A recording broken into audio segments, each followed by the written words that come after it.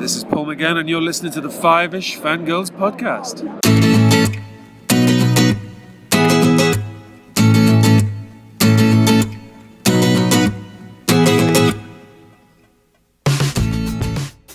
The tangents and squee continue all the way to episode 160 of the Five-ish Fangirls podcast. What are we reading? What are we watching? What are we working on? Let's find out.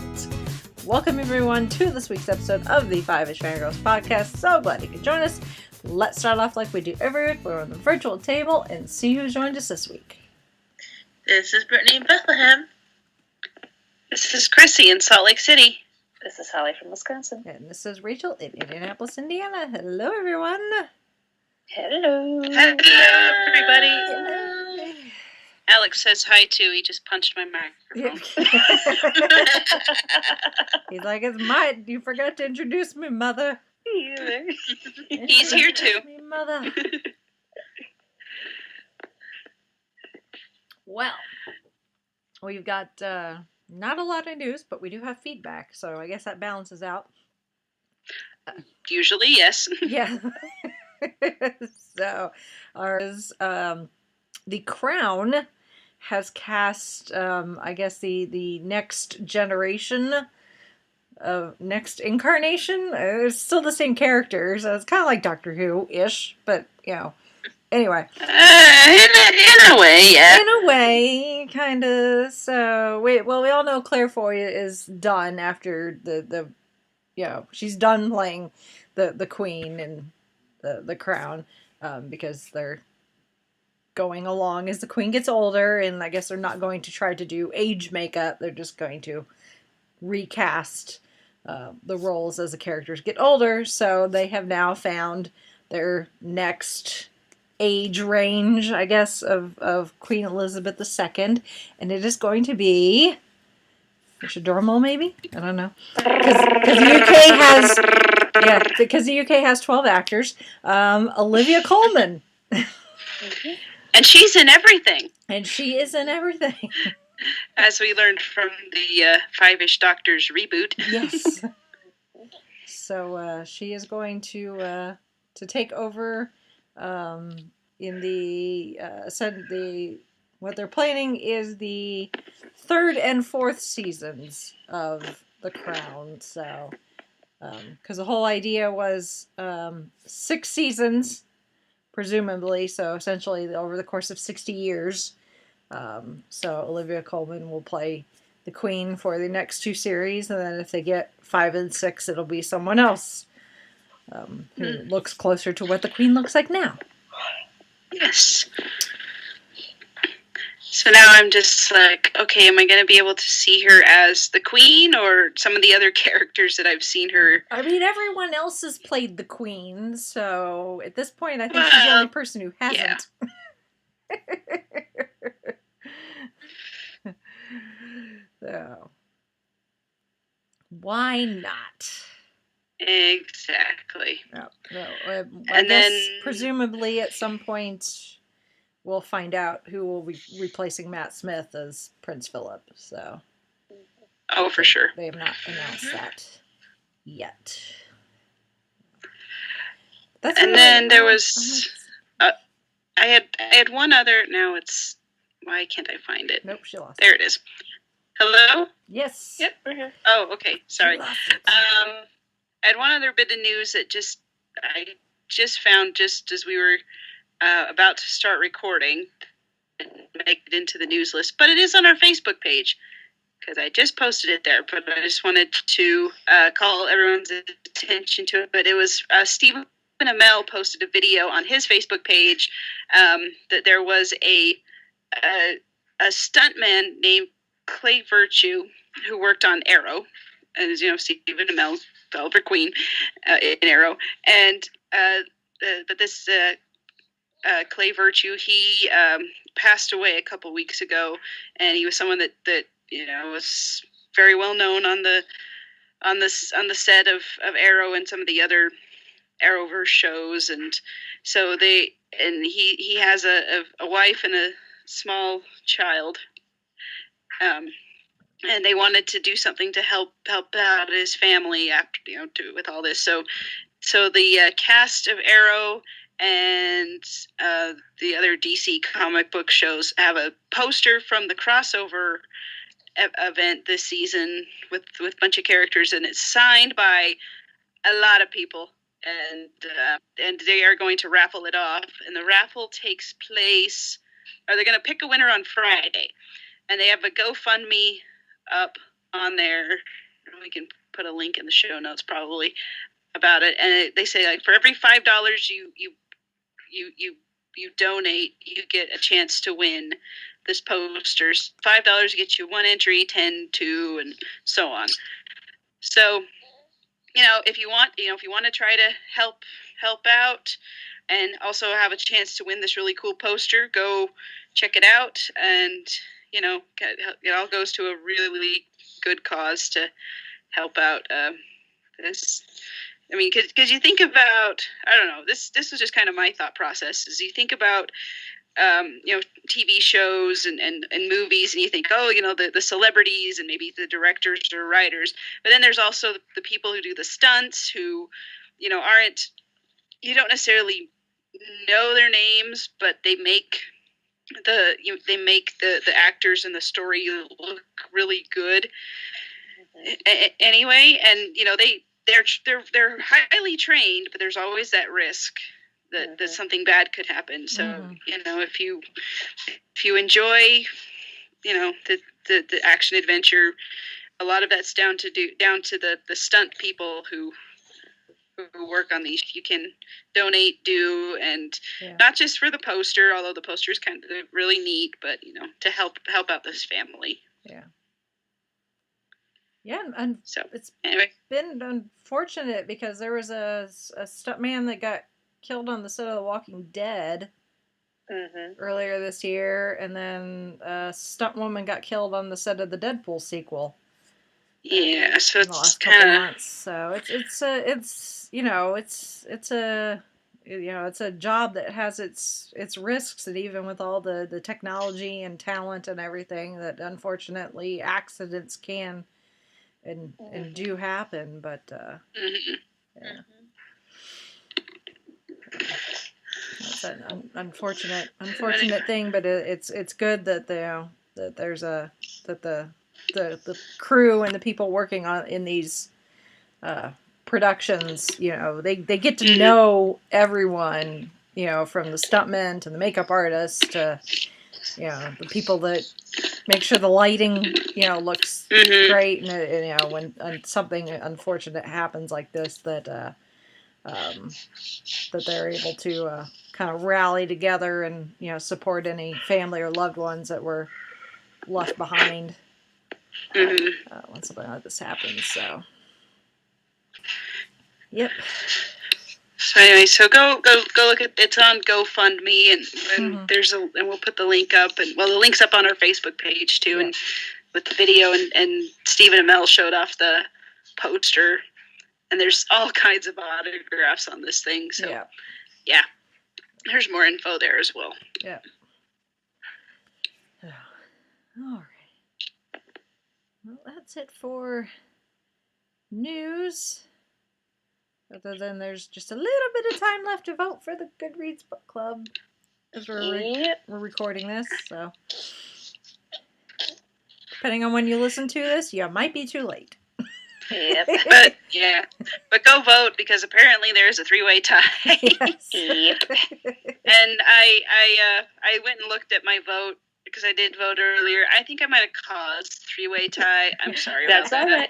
That's okay. You're forgiven. Yep. So, but go vote, and so we don't leave it up to Holly's dog to pick the. Not that which they mind. have done before. Yes. Yes. But they will tie break for treats. Yes, they will. Yeah. And no, I do not place the treats for the book I'm just like, you paw and then you get treat. Yeah. Yep. I know how it works. Yeah. There's no rigging of the tiebreaker.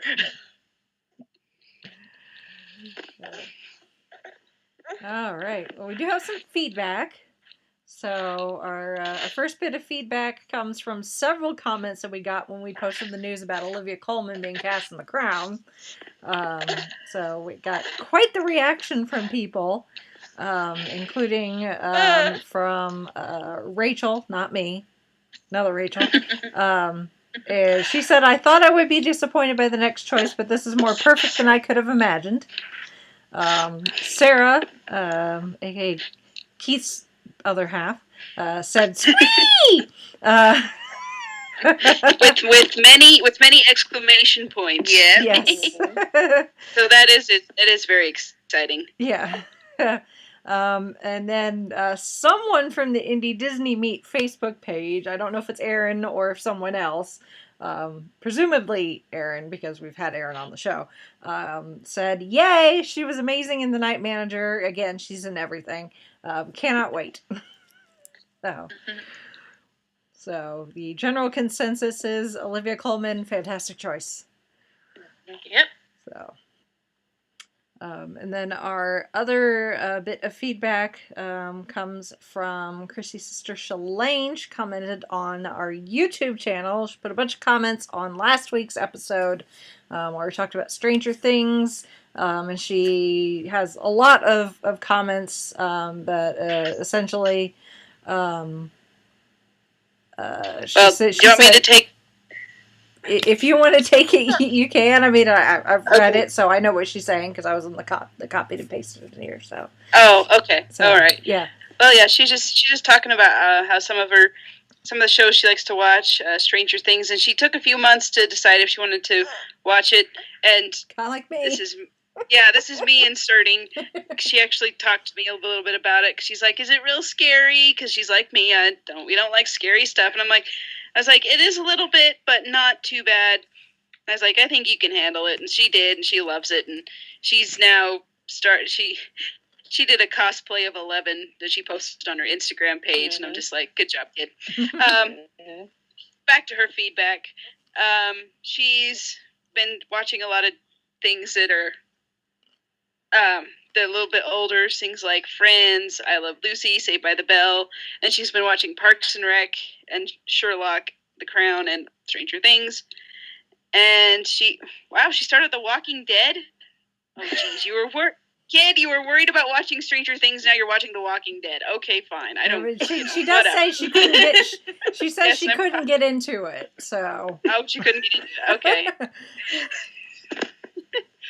I'm just reading it. This is like, I glanced over it. I didn't get to read it too. Yeah. Well, yeah. So I said, "Walking Dead, what are you doing?" Yeah. Okay. Which I cannot falter for that because I don't see the appeal for the Walking Dead either. So. Me neither. Sorry. But, okay. Although. Sorry, I had to jump in and be, protective big sister. Yeah. No. Although quick aside though, I will give The Walking Dead props for using a Weird Al song in the season premiere last week. So. Yep. Okay, fair enough. All right, let's see. She also likes James Cameron's Avatar, and she likes how Stranger Things is a mix of 80s and 70s movies. I guess there was a show that took place at the White House. She wondered if it was that they actually filmed at the White House, but no, it's just a fake one. Yep. That's the magic of Hollywood. Yeah, they all have sets of. Yeah. Although some look more convincing than others. There have been several shows that have taken place, have been set in the White House, and some look way more convincing than others. Mm-hmm. So, yeah. I think a lot of that comes down to budget. So. Yep. And the historical accuracy, just because each president has their own decorative, or what's he?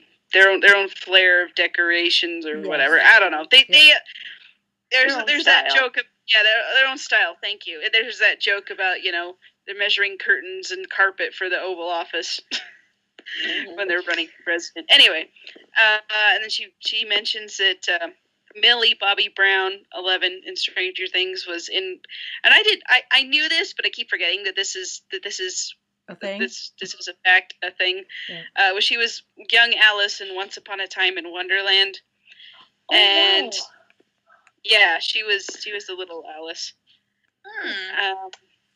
Gonna have And to then- go back and watch that. Yeah, I'm like, I need to, because it's only 13 episodes, and it doesn't Yep. get too as convoluted as the main show. I might have And to then- actually watch it. I still haven't seen that one. It's slow going at first, but it gets pretty good towards the end, and then by the end you're like, why did they cancel this? Anyway. And then apparently the kid who plays Mike in Stranger Things was in It, Yes. the movie. I just saw an article on Facebook that they are. I didn't read the actual article itself, but the headline was apparently coming off of working on It and then working on Stranger Things season 2 that he had trouble controlling his language. Oh, yeah. The language is That a would lot be more problem. harsh in It than it was on Stranger Things. So, Oh dear. yep. Yep. And then she says she talks about the Netflix show she watched, Stranger Things, Fuller House, and The Crown, series of unfortunate events. And she has seen one episode of the new Magic School Bus. Doesn't say if she liked it one way or the other. I started So anyway- watching it. I enjoyed it well enough. I just Okay. Well then I'm sure she is enjoying it. I don't know. Yeah. And that's her feedback. Yep. So thanks for writing in feedback, everybody. Yep. Yes. These are fun to get. Yes, they are. It's always nice when we share things and I start seeing notifications. You know, someone commented on your post. I'm like, sweet, people are actually paying attention. It's like we do have fans. Yay! Yay! Well, speaking of fans, there's a nice segue there. Oh, always. So this past weekend was the second annual Doctoberfest at Who North America, and I think the best way to sum up this year's event is cold, very Oh, very cold. The Ice Warriors would have been just fine, right? Yes, the Ice Finding a Warriors. Mr. Freeze from Batman, Elsa, Olaf, they all would have Couple been of tauntauns. Yeah, tauntauns. All would have been completely comfortable. Last year, we got very, very lucky that the weather was absolutely beautiful. It was windy as heck, but it was warm and the sun was shining, which is about the most you can ask for late October in Indiana. And this year, Janie was like, she just kept saying, hope and pray that it doesn't rain. So I think she forgot to be more specific beyond just not rain, because it was cold. It was so it rained most of the day on Friday. But thankfully it stopped, and because of the cold, the ground was not just a big old slopping, muddy mess. It'd frozen over enough. that's a positive thing, sure. But there was no sunshine, and there was the low-lying shelf of clouds that were just gray and dreary. And it was windy most of the day. There was a steady breeze, and then every now and then we'd get these gusts that probably had to have been 15, 20 mile per hour wind gusts. And it was Wow. it was only 39 degrees to begin with. So Oh. when we got a pickup of wind, it felt probably about 30. Oof. According to the app on my phone, the wind chill was 31. It felt a heck of a lot colder than that. Especially when the wind picked up. But all things considering, we still had a decent turnout, which was good. I shared a table, a booth space with Tony from Geeking in Indiana. This year, we were able to make our booth, I guess, bigger and better. We laid out a tarp on the ground, which was good because that actually kept at least some barrier between our feet and the ground, the cold ground. Even though it wasn't muddy, it just, some sort of insulation protection from the cold permeating from the ground below. And he got a tent too, so we had cover above us just in case it did start raining. Which it did start to spit just a little bit as we were tearing down and loading up the vehicles, but it wasn't really anything significant. Well, it sounds like you had good timing there. Yeah. And then we each had a table. We had a chair. He had his table with his stuff. And then I had a table with, stuff I brought, and I brought the candy to give out to the kids. And then, we had a lot more space this year because between last year and this year, they took down a lot of trees that are in their backyard area and removed the stumps. So the grassy area got a lot bigger. So I think we had way more like vendor booths. And then they were able to have like a nice big tent for the games as well. Which the games I don't think were as popular, and I think a lot of that had to do with the wind. It made it a little difficult to play some of them, even with the tent. You try to toss a ping pong ball into a cup and off it goes, 20 yards in the other direction. Not much fun.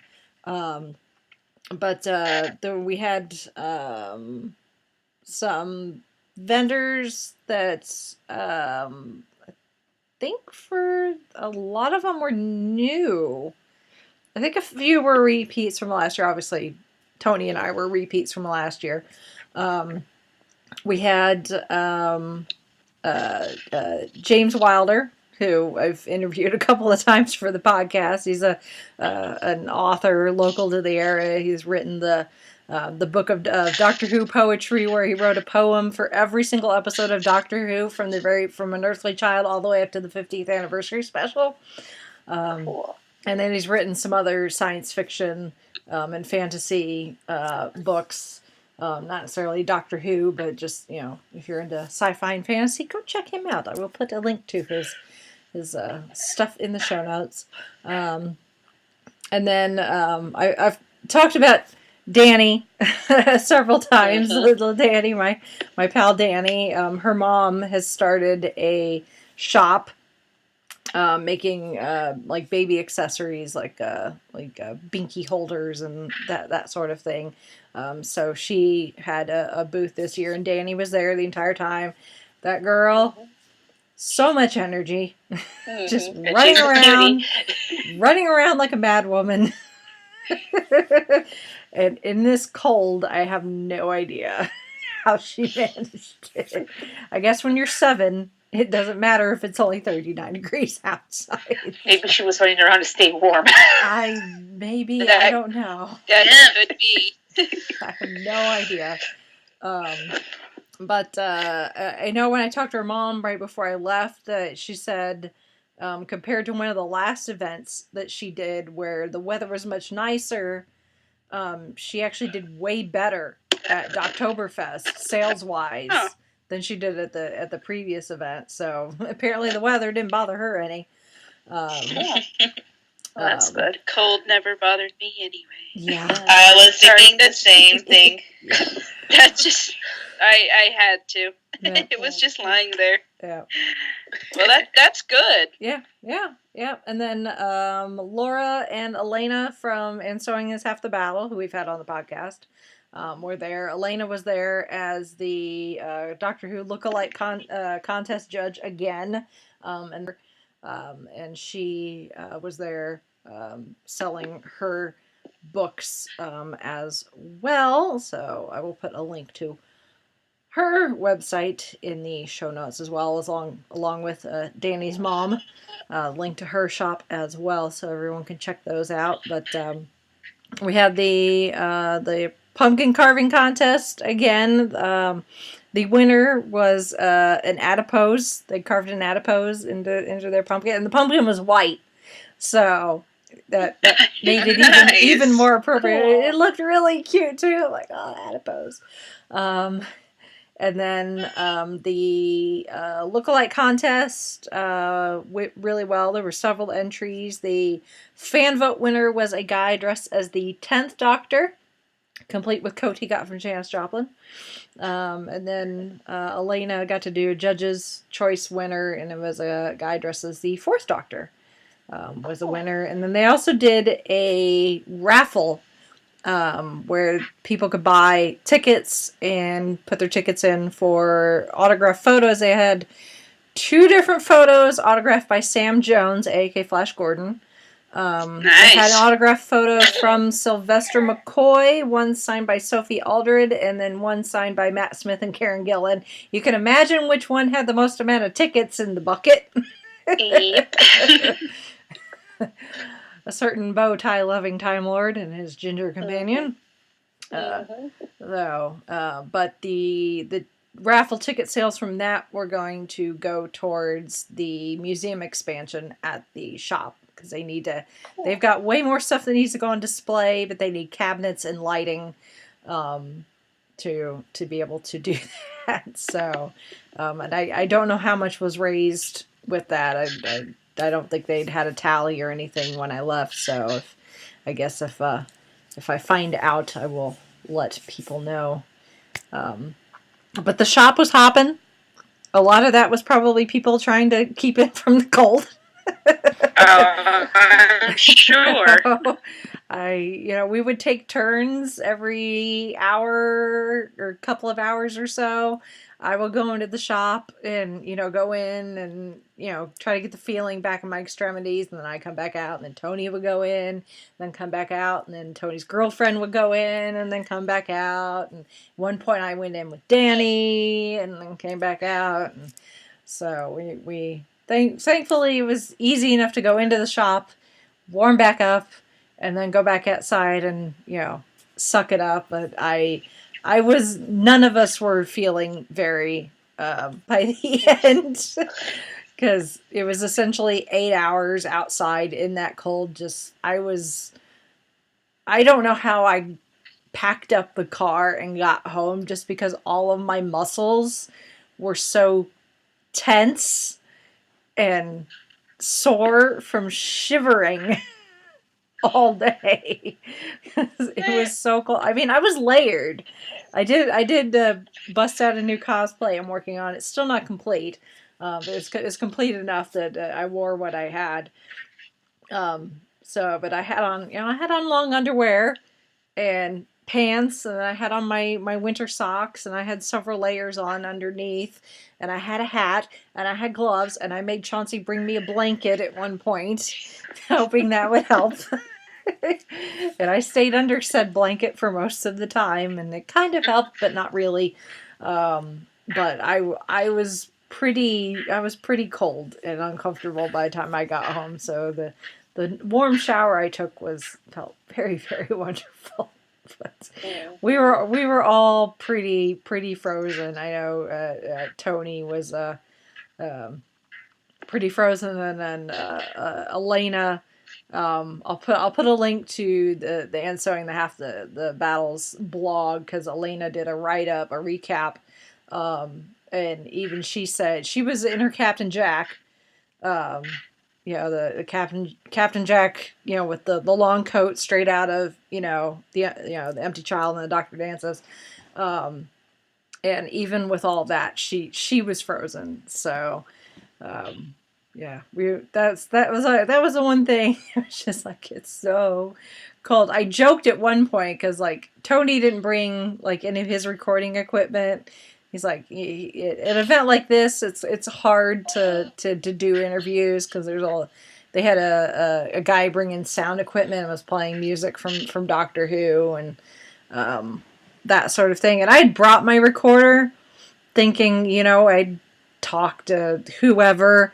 And it was just too cold. It was too cold to get up and do anything unless you absolutely had to. But I did joke at one point that I was just going to go around to everyone and record them and be like, okay, state your name and, your website or whatever. And then I'd be like, so how how was Doctoberfest for you today? And I just wanted all to answer the same way. Cold! And I just have a bunch of sound clips where people are like, Doctoberfest was cold. Tony was like, yes, do that. I'm like, yeah, no, it's too cold. So, but I still had fun. I talked to a few people, handed out a few business cards. I don't think I did a very good job of selling the podcast just because my teeth were chattering too much.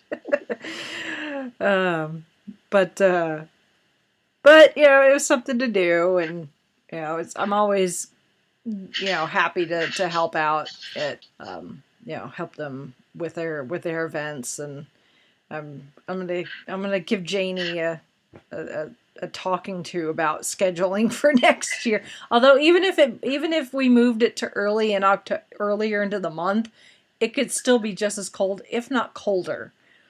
Mm-hmm. That's the thing. It's like, once you start getting into October, it's just it's a crapshoot on what you're going to get weather-wise. So, Rachel, hint for next year? The hunting hand and feet warmers. Yeah.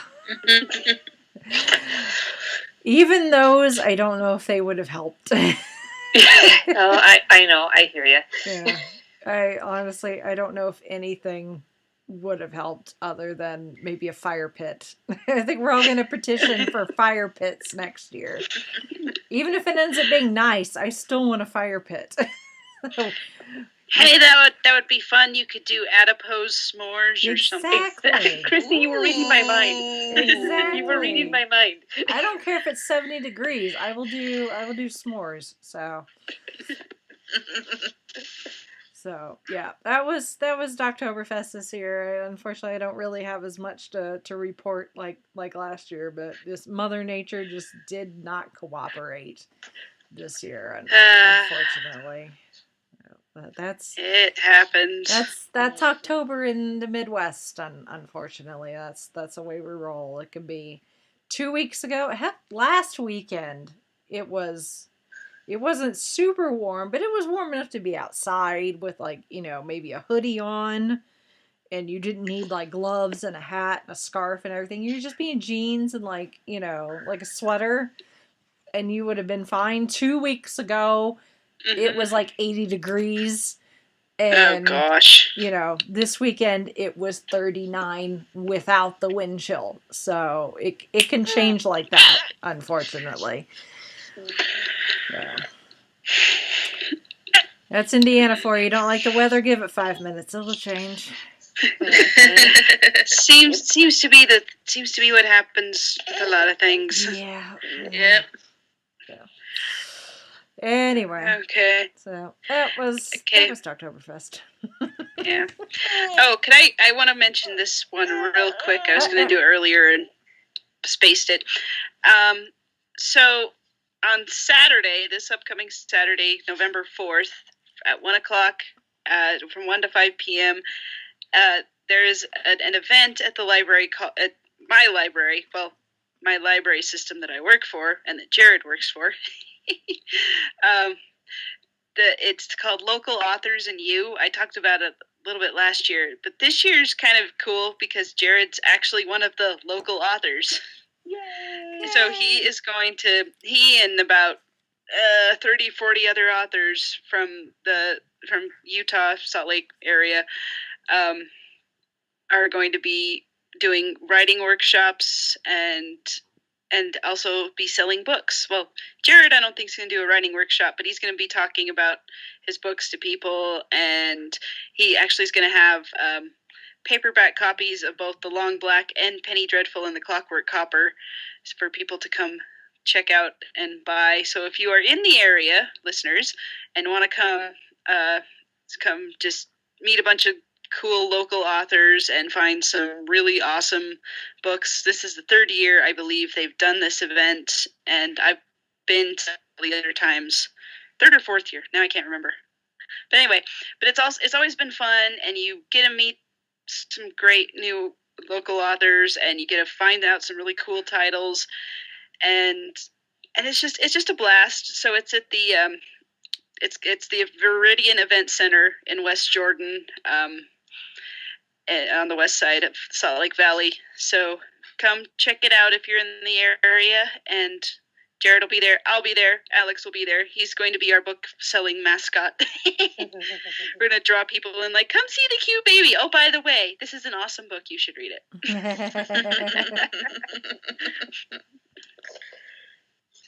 And we're sharing a table with a friend of ours, Gamma Martinez, who writes really good fantasy for middle grade readers as well. So, like I said, awesome books. So come see it. Come see how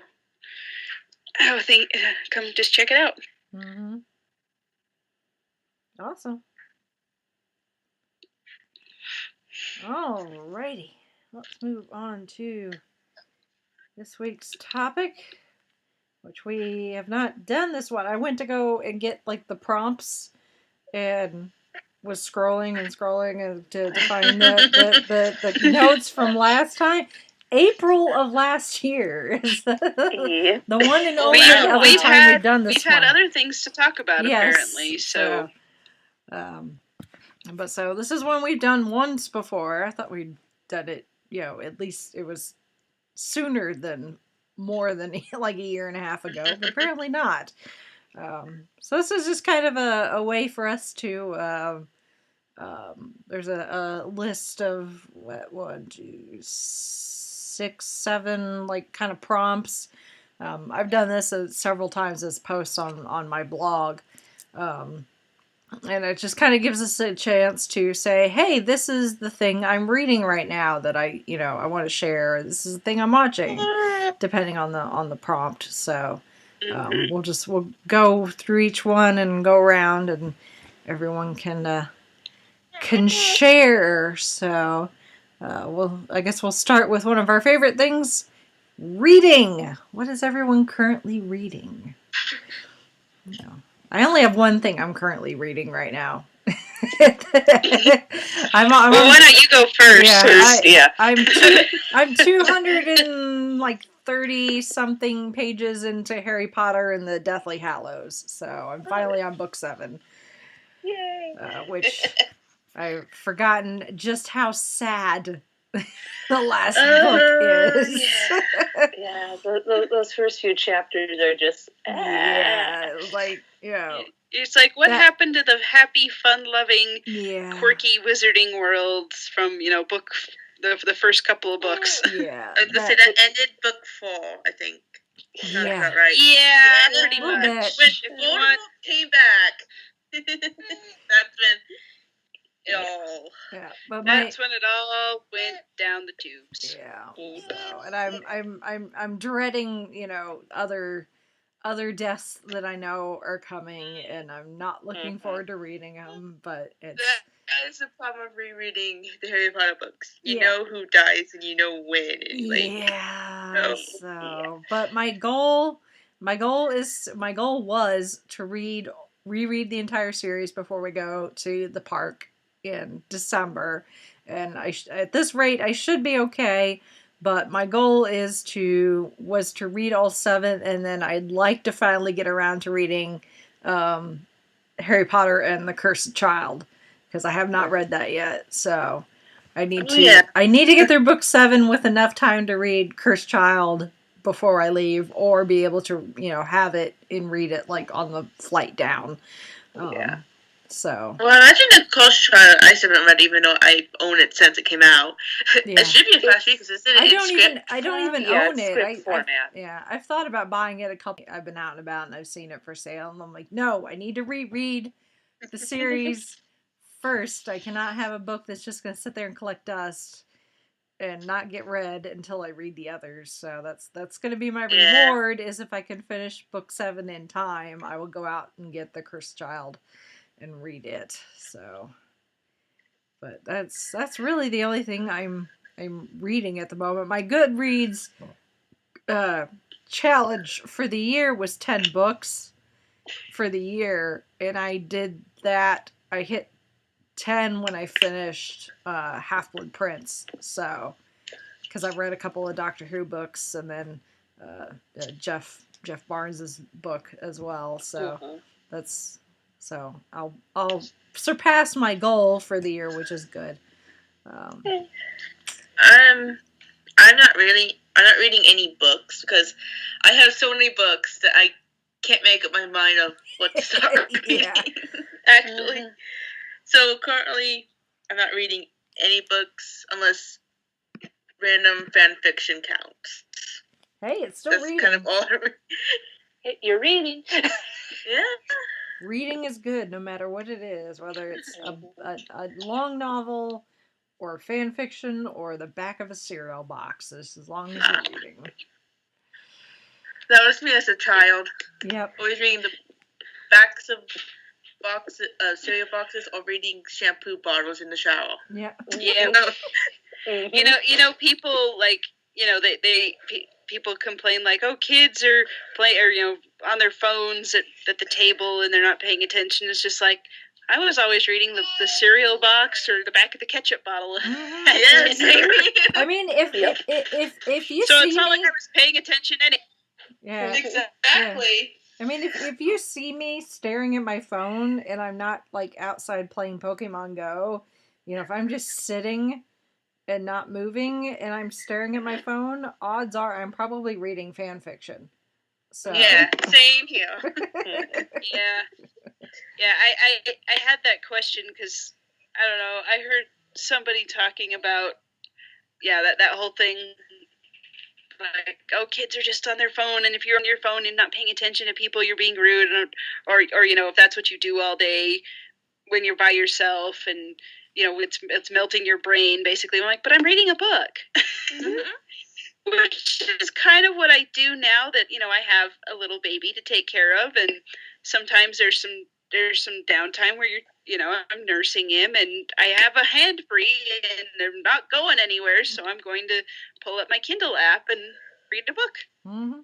So, I don't get to binge read so much, but knock out a chapter or two and things are good. Mm-hmm.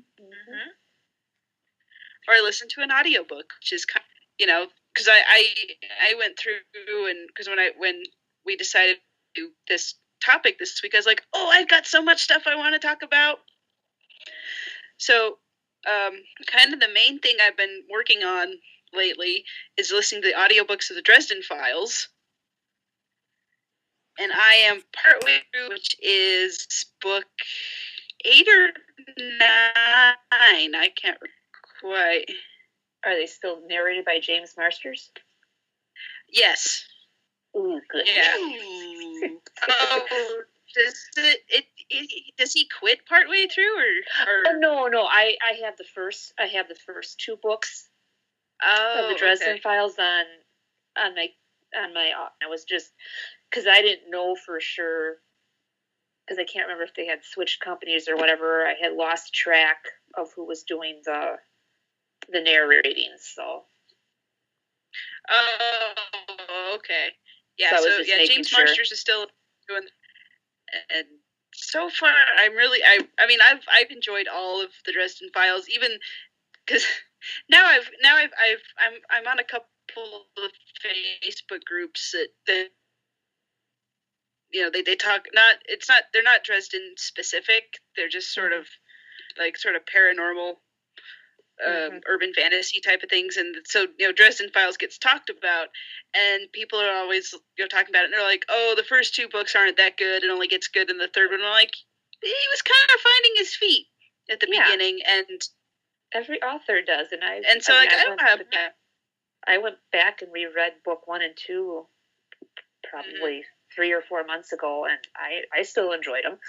Yeah, like when I first read Stormfront, I was like, yeah, this is fine. I like this. I want to keep going. And if I'd thought it was terrible, I wouldn't have got this far.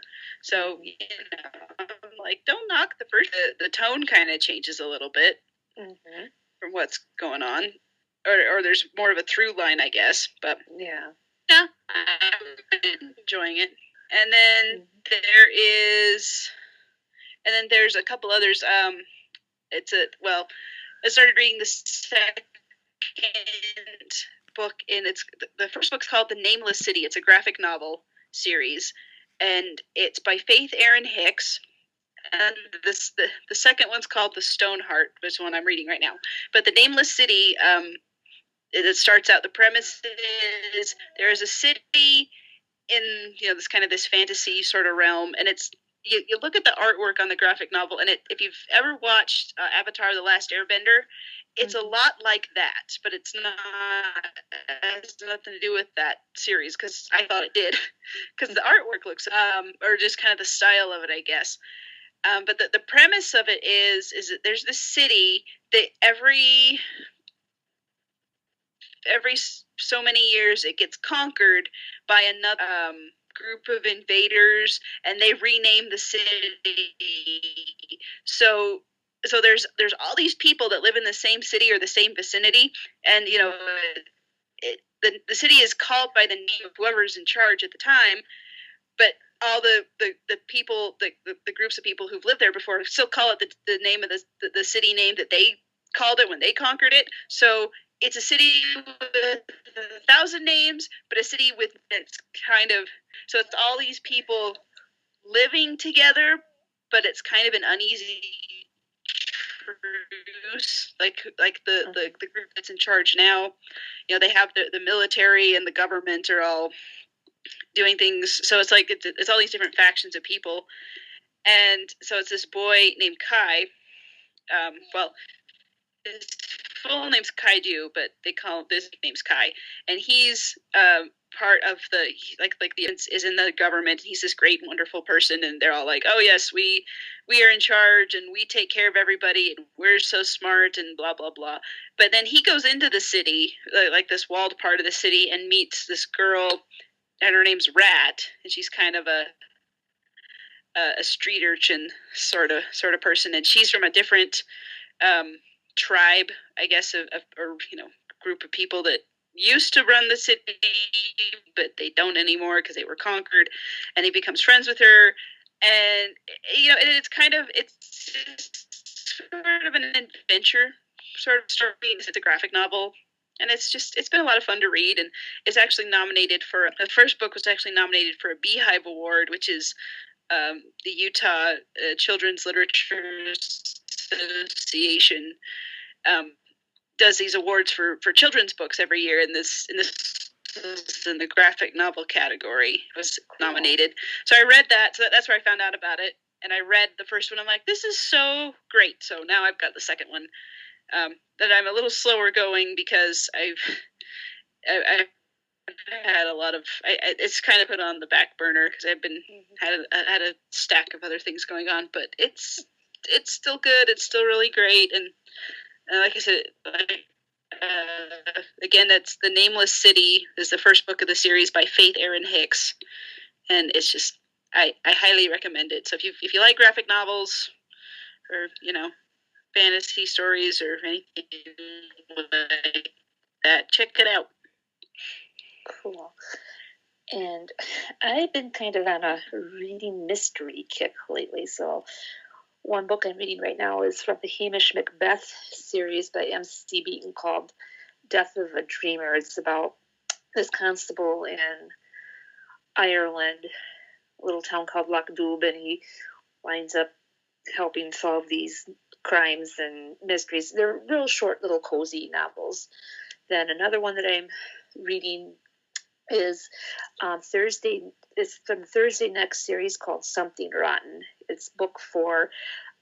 The author is Jasper Ford, and basically Thursday Next is this gal who is a detective, but she solves literary crimes, because the very first book was called the Jane Eyre Experiment or the Jane Eyre or something, where she actually literally had to go. Eyre Affair?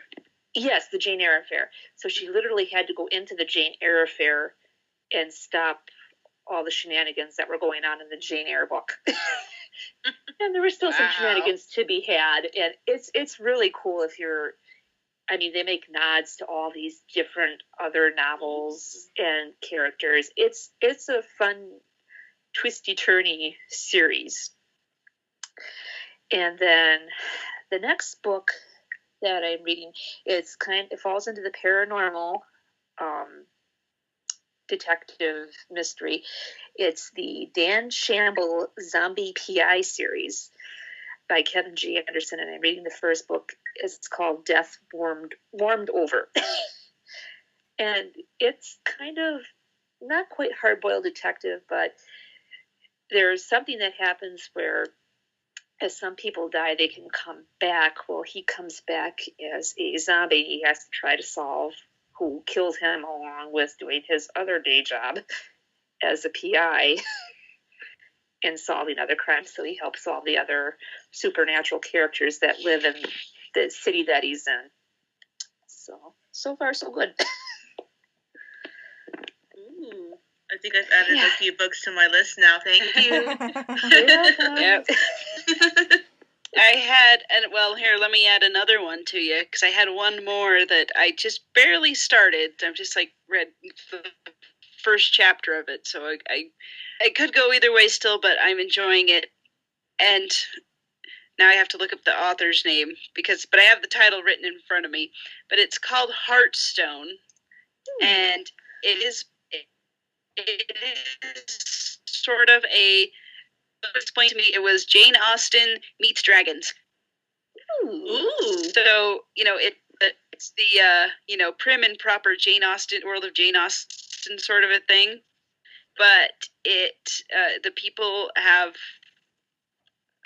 but like the beginning chapter, it's it's a point of view of this girl who's, she's part of the manor, and they are having a griffin problem.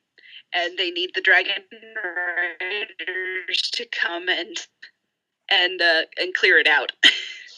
But then there's also, lords and ladies and different things like that. So it's not. It's not Jane Austen characters, but it's that sort of style, or that sort of setting. But it's fantasy. And the name of the author is L. Catherine White. So ELLE. Not just the letter, but it's her first name. So apparently there's a lot of books. Maybe I'm looking at the wrong. Maybe because it's not. It doesn't look like it's part of a series. Oh, I was looking at a wrong book. Yeah, there's a lot of this one, Dragon Shadow. Maybe that's the second one. But it doesn't really look like there's much info on it. I'm just on the Goodreads page. I clicked on a link on Amazon. Apparently there's one, it's called Heartstone, and it's a Tudor mystery book. Huh. Okay, I'll have to, yeah, because there's a lot of books that have heart and stone in the title, so I found that out when I was searching for the page on Goodreads. I'm like, that's not the one. Oh, wait, there it is. Here's what you're talking about. Yeah. It's kind of a yellowish color, has a dragon on the cover. All is fair and love and dragonfire. I like that. Yeah, so that's a good one. Check it out. Well, so far it's good. I mean, I could get further into it and decide, oh, this is kind of dumb. But anyway, that's what I'm reading. And Alex apparently is enjoying every single one. Yes, he is. Well, he listens to Dresden Files with me. So, yeah. All right. I don't know if he quite understands what is going on in that, but, Anyway. So, next is watching. Things we are watching right now, which, regular TV, Once Upon a Time, obviously. And then Inhumans, although it's almost done. My Little Pony just finished the season. And then Stranger Things, season 2. I'm on the third or fourth episode. I think I'm on the fourth episode. I think I just started the fourth episode. So, and enjoying it so far. So, yay, sweet. Although with the My Little Pony done for the season, and Inhumans almost done for the season. I'm kind of in. It's like I've got Once Upon a Time, but Agents of S.H.I.E.L.D. doesn't come back for another month, and I'm gonna finish Stranger Things, so I'll go back, I guess, to my list of other things that need to be watched. Like Supernatural. I had started Supernatural and then stopped because I was watching other things. So Stranger Things. I'll go back to watching Supernatural. So. And you have skipped the bug episode, correct? Yes, I did skip the bug episode. Good. Thanks for the warning. Yeah, Brittany and I both watched it, but I'm like, if Rachel watches it, no go. Yep, because I don't like bugs, insects, creepy crawlies.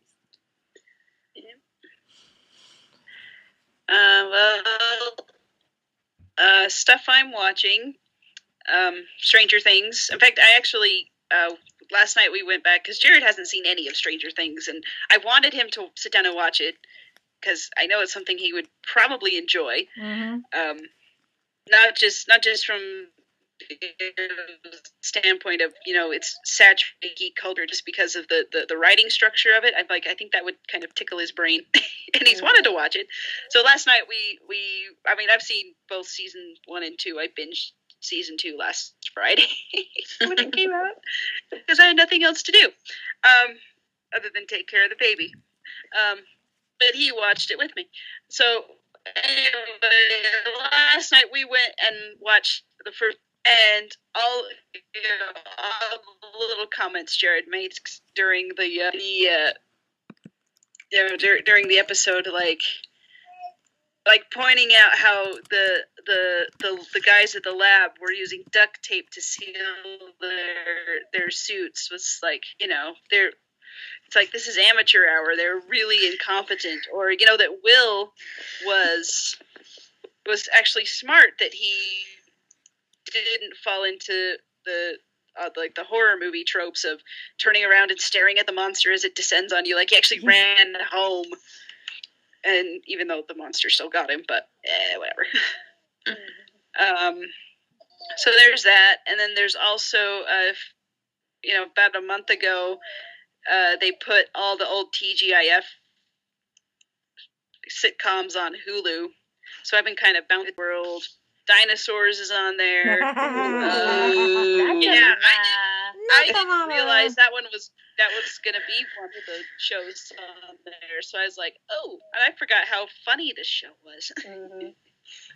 So, and Full House is on there as well, but I already had the complete season on iTunes, so I'm like, I've already watched that recently. So I'm kind of working my way through there. And then Paul Dark on PBS and Outlander, which I haven't seen this week's episode yet. It's good. Okay. A couple things get kind of bumped up from the novel, but I think it's a good bump up. Okay. Because I'm going to say this, and I'm probably going to sound like a heretic for saying so, because they built up the reunion episode with all these, here's what happened between, here's what happened between the books while Jamie and Claire were separated. I didn't think the reunion episode quite lived up to the hype. It was fine. I just wasn't quite there for me, but it was good. Mm-hmm.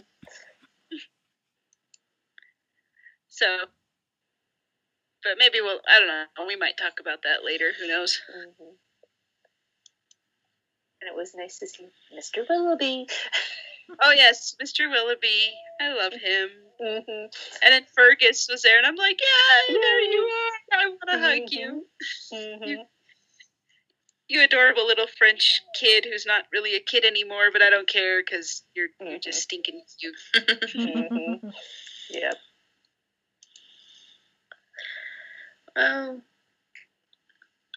I'm up on shows of the week, and I haven't started Stranger Things season 2 yet. That's going to be tomorrow most likely, or Wednesday. And also going on random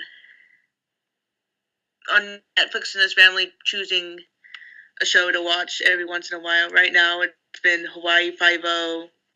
Because I like police dramas, and it's based in Hawaii, so it's pretty. And the characters I like the characters. They have good depth of what I can see so far. There's some Lethal Weapon kind of almost. Yes. Little Lethal Weapon feel to it, but yeah, no, the buddy cop. Yep. And one of the main characters is from Jersey. How could I not love that? Mm-hmm. Yes. Oh, the few episodes of of Hawaii Five-0 I've seen. I really like that with that guy with his little girl. That's the right one, yes. right? Yes, that's the right one. He's just so protective of her, but he's also, the hardened cop type of guy. And I'm like, this is so adorable. Yep. You are so cute with your little girl. Yep. And he hates it when other people call him on it for being cute. Yep. Come on. Yes. You aren't wrecking your street cred. You're right? gaining cred. You're gaining cred. It's like, it's all right. Yep.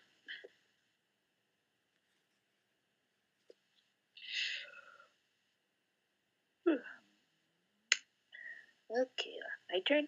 Mm-hmm. Well, with the typical new fall shows doing Outlander, Britt snagged me on the Hawaii Five-0 train. Jobs reversed this time around. And then, kind of ties in with one of the book series I mentioned, with the Hamish Macbeth.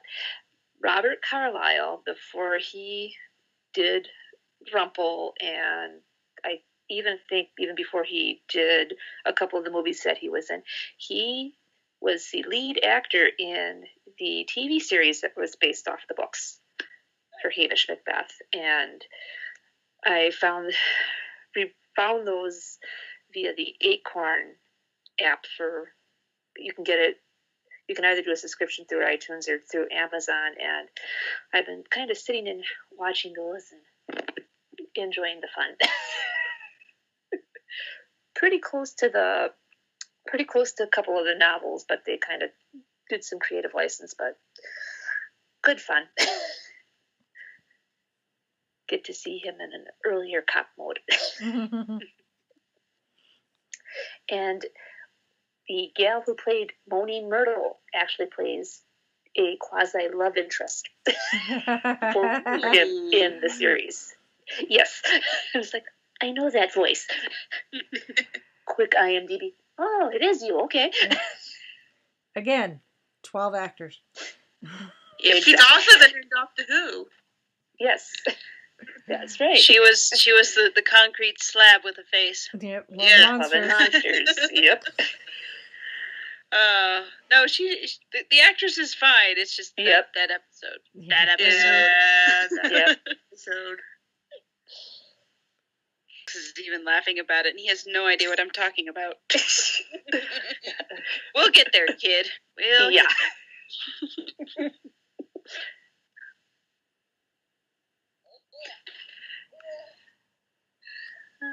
So, what else?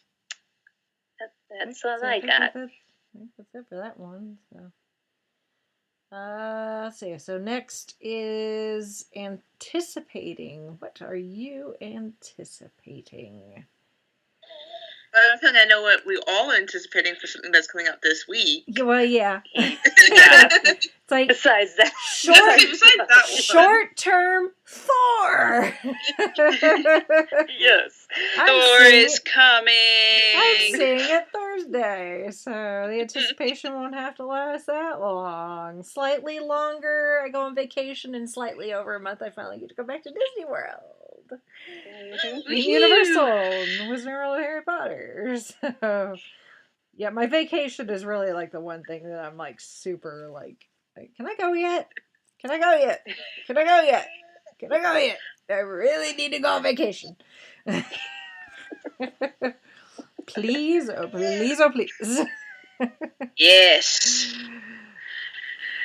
Well, there's probably a lot of things I'm anticipating, like movies and stuff. I mean, the obvious Thor and Star Wars coming out in December. But the one well, we went. I mean, I mentioned. I don't know if I mentioned this before, but we went to see The Princess Bride a couple weeks ago in the theaters because they had the big 30th anniversary special screening, and it was a Wednesday night, so the theater wasn't that busy, and we got there kind of early, so we were just kind of walking around, and we saw a poster for a movie, and it's called The Man Who Invented Christmas, and the poster looks like, another Christmas Carol, version, remake, whatever, but it's actually, and I went, but we looked at it, and it's like, I think this is about Charles Dickens, and so we went home, and I looked it up, and it actually is about Charles Dickens and how he came to write A Christmas Carol. So Dan Stevens, who was in Downton Abbey, and he was in Beauty and the Beast, and probably a bunch of other things, but those are the two main ones that he's been in. He plays Charles Dickens, and just kind of looking at the cast list, Christopher Plummer is going to play Ebenezer Scrooge. Jonathan Pryce is in it. Miriam Margolyes is in it. If you don't know that name, she is Professor Sprout in Harry Potter. Okay. And Ian McNeice, Churchill from Doctor Who, he's in it. And some of these others they sound familiar, but I don't know where I would have heard them. Bill Patterson, I want to say he might have been in like Pirates, but I'm not sure. But anyway, it looks really good. I love A Christmas Carol, and Charles Dickens is one of Jared's favorite classic He was in Outlander. That's right. Okay. Haha. Oh, and he was in Victory of the Daleks. Bill Patterson was. Okay. All right then. So we're good. We're good then. So yeah, that's like, oh, that's one movie we really want to go see, and also the end of November, our the same movie theater we were at, they've been doing this series of screenings for Studio Ghibli movies, and they're doing Howl's Moving Castle the end of November, and we're like, oh, we need to go see that. Which I admit I have not seen Howl's Moving Castle all the way through. I've just seen bits and pieces here and there. And it's one of Jared's favorites. He's like, oh, we need to go. So we're going to go. Cool. That's one of my friend's favorite. And we watched it a few times in our dorm room. It's a good one. I like it. Yeah. And I was thinking about, like, I've seen a bunch of other Studio Ghibli movies, but not that one. So gonna go see it.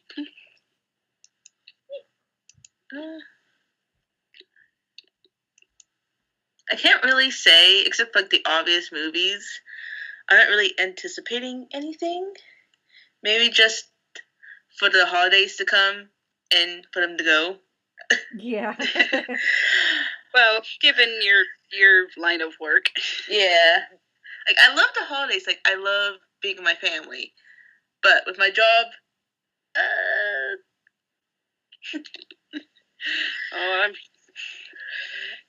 I'm sure things get pretty wild. Yep. For you.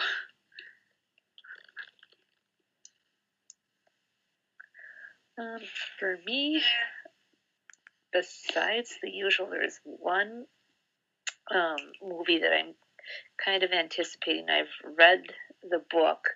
It's called Ready Player One. Ooh, I've heard that. I haven't read the book, but I heard that's a really good one. It is an awesome book, and the movie is going to be coming out.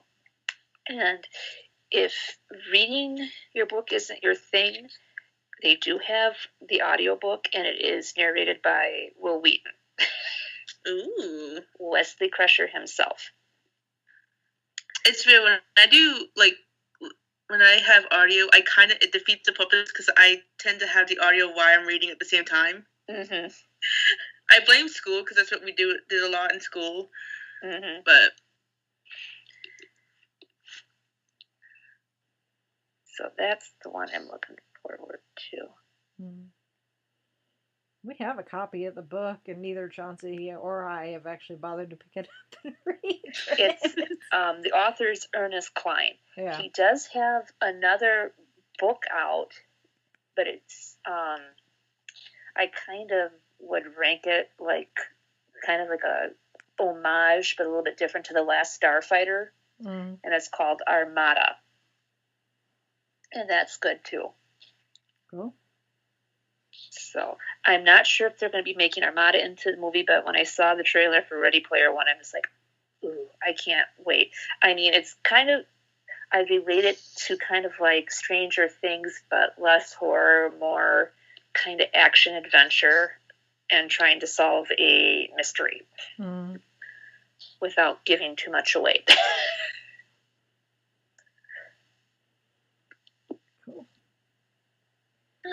Yeah, So it's like we're getting to the end of the year. It's like there's not a lot of movies left. I mean, obviously the big blockbusters is Thor and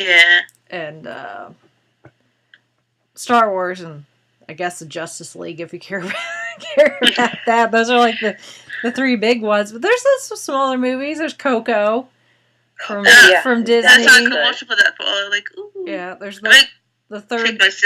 Yeah. There's the third Pitch Perfect movie, which I'll probably go see because I love those movies. So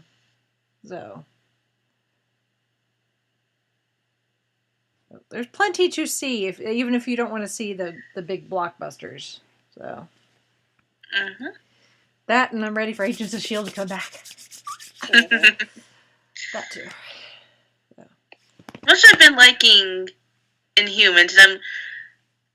I never had like an issue like other people are having it before it came out. Yeah. So I've been enjoying it, but I'm definitely missing my Coulson. Yeah.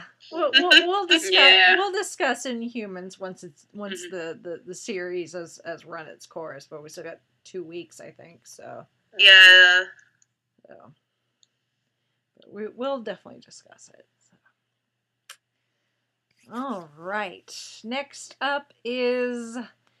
What things are you laughing about right now? Which I know, considering the general, atmosphere of the, social climate right now, that's probably a tough thing to, it's like, there's nothing funny going on right now, but, there is, you can find things to laugh about. So one thing it's not like, like, haha, like super funny, like laugh out loud, like side-splitting funny.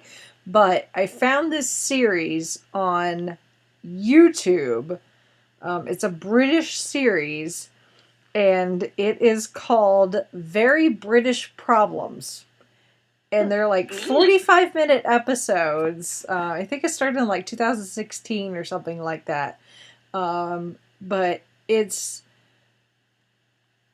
I don't think it's satire, but it's almost the British poking fun at like their mannerisms and some of their customs and just the way that they do things that are very British. And they do a lot of they have British people talk about examples of things that have happened to them, things like apparently the British don't like to talk to each other when using public transportation. It's funny. It's not like super laugh out loud funny, but it's I have to chuckle just because a lot of it I can relate to, even though I'm not British. There are some things being not necessarily an American, but some of it's very introvert tendencies. You'd almost think the entire country, Britain, is a bunch of introverts with a lot of... I've only watched the first episode, and it's essentially it's all about like being an introvert in Britain. Apparently they all have introvert tendencies, and I don't know who most of the people they interview are. I don't know if they're like comedians and entertainers and maybe like actual everyday people that they interview. The only person I recognize is James Corden. He's in it, so at the very least you get to see James Corden talk about being a Brit, because we're used to him. He's got a talk show here in the U.S. But to see him, I guess, maybe more in his native habitat, I guess.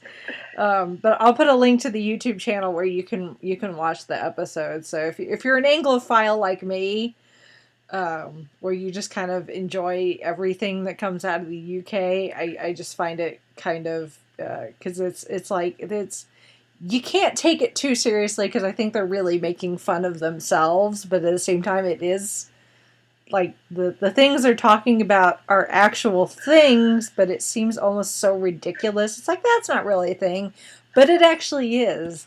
There's a bit of language. That's why I think most of the people are like comedians.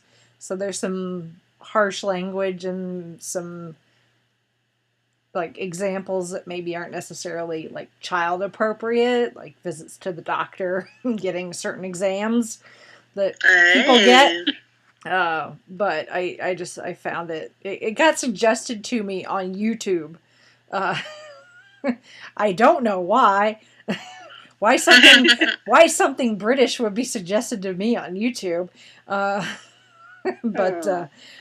it was, and I thoroughly enjoyed the one episode that I did watch it. I found it quite amusing. So yeah.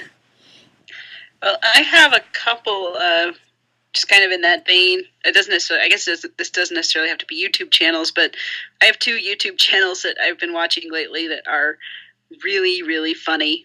Or maybe it's just my sort of warped sense of humor. The first one is called Terrible Writing Advice. The author. And he's going through and he talks about different tropes of mostly kind of fantasy and sci-fi because that's really what's popular, but also things, let's see, I'm trying to pull up his channel. Not the video, just his channel. Oops. Stop ad, stop.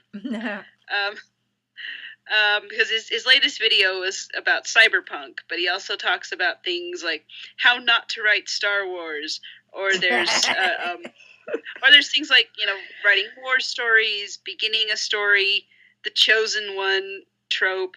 And so he says things like, let's, should we make this character, likable, well-rounded with flaws? No, let's just make it, a Mary Sue. And I'm totally butchering how this goes, but so yeah, he makes fun of all the cliches and all the overused tropes and all the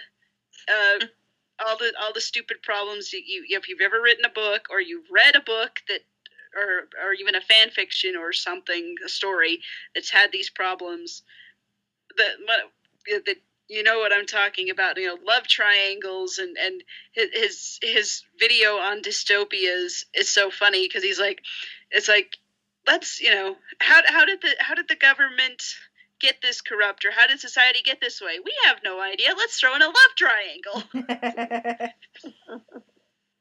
And let's see, and then there's another one about writer's block. How do you overcome writer's block? Well, you sit around and you watch Law and Order for hours on end, so you can call it research. And I'm just like, oh man, this is so funny. So yeah, there's plenty of videos there, and he keeps making new ones. And the other one, which I have to put up a content warning a little bit. Just if you go to this channel, be warned, there is very salty language, but it's also kind of funny. And the user, or the channel is called Urinating Tree. It has nothing to do with the content of the channel. What he does, he's basically a foul-mouthed version of an ESPN analyst, and he talks about football. I found his channel. Someone recommended his videos recapping the football games every week. But then I looked deeper into his channel, and he has things like recapping some football teams, some NFL teams, past failures. Like, the Atlanta Falcons, A Legacy of Failure is the name of one of his videos. And then there's the Cleveland Browns. The Cleveland Browns are professional football's locale. In fact, he goes through, he has like lists of lol cows, LOLCOW, like laugh out loud, you know, and just how like some of the recent decisions of some of these teams, like how stupid they've been, and you know they are destined for low caldom is what he calls it. And you watch these and it's just like, you know, even, you know, I've been watching football for a fair number of years and there's some things that I don't even know about, and I'm just like, and you watch enough of his videos, you realize just how terrible some of these owners are. Mm-hmm. But it's it's funny, and he doesn't just do football, he does hockey as well, which I thought, oh, I don't know anything about hockey. I'm not going to get anything. I'm not going to think these are funny. Actually, they kind of are. It's just, you know, shows that professional sports, it's kind of the same no matter where you go. And he's done a few about baseball, about the World Series, and some about basketball, but not a whole lot. But it's just, I mean, he's just kind of, I don't know. It's just, since ESPN is kind of not, they haven't been as good as they used to be, and I'm not saying they have to be, you know, funny or you know, vindictive all the time, but it's just they haven't been what they, you know, that, you know, what people like about them. And this guy is like, it's like, you know, I'll just watch his videos. I don't need to watch ESPN. I mean, I don't even have the channel anyway. But, you know, I mean, he's also informative, and he talks about. So, I mean, he peppers in some facts and some analysis about the game, well as, you know, making jokes and being, and you know, using foul language. But he, you know, you just kind of have to watch him and just see, you know, see if it's your cup of tea. It might not be. But I've been sitting over here just like before bed. I'll just be sitting here watching a video with my headphones in, and Jared will be like, "What are you doing?" And I'll have to show him the video, and he knows next to nothing about sports, really. I'm been kind of getting him into it slowly, but we've sat down and watched a few videos, and even he has just laughed about these things. Sometimes I'll have to explain to him the joke, but yeah, even he's gotten it, and I'm like, it's kind of fun. So anyway, it's Urinating Tree on YouTube. I don't know where the name comes from. Don't ask me to explain some of these things. Yeah, it's the internet. It's the internet. Yes. As for me, I don't really have anything specific that's making me laugh. Just random videos I find on Facebook at night when I'm supposed to be going to bed, but I get on Facebook and then, like, I watch a video. You know how, like, when you're on the phone and it, like, automatically go to the next video? Mm-hmm. So I just get into, like, that kind of marathon. I'm like, oh, I'll just watch one video. An hour later, I'll just watch one more. So, like, I just get watching those funny ones. Like, I do have one that I shared was like a Disney villain version of the Block Tango, was the spell Block Tango, which had me laughing. Mm-hmm. I forgot what exactly it was called, but it was like a villain, like a horror characters like Freddy and Jason version of the Backstreet Boys song. I don't know what song it was. Oh, Backstreet's Back. And like Slasso, I forgot the name of it now. I'm sorry. I need to find it. That's really it. I did warn you guys earlier that I had boring answers. You've made them interesting. I try, at least. Other than that, nothing really. Just that's it.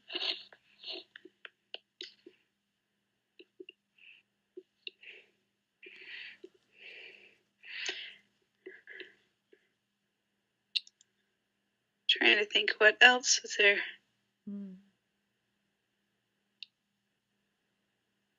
Well, all else fails. If you need a chuckle, you can always there's always some YouTube channels you can always go to, like How This Should Have Ended and Honest Trailers. Yes. Especially, I love the how this should have ended for Spider-Man: Homecoming. I'm Batman. Wow, that was great. I'm Batman. Oh, another one. This isn't necessarily a humor channel, but it's Cinema Wins, and they do everything great about different instead movies. of Cinema Sins. Yeah, because Cinema Sins was kind of getting a little. The shtick was getting a little old. Yeah.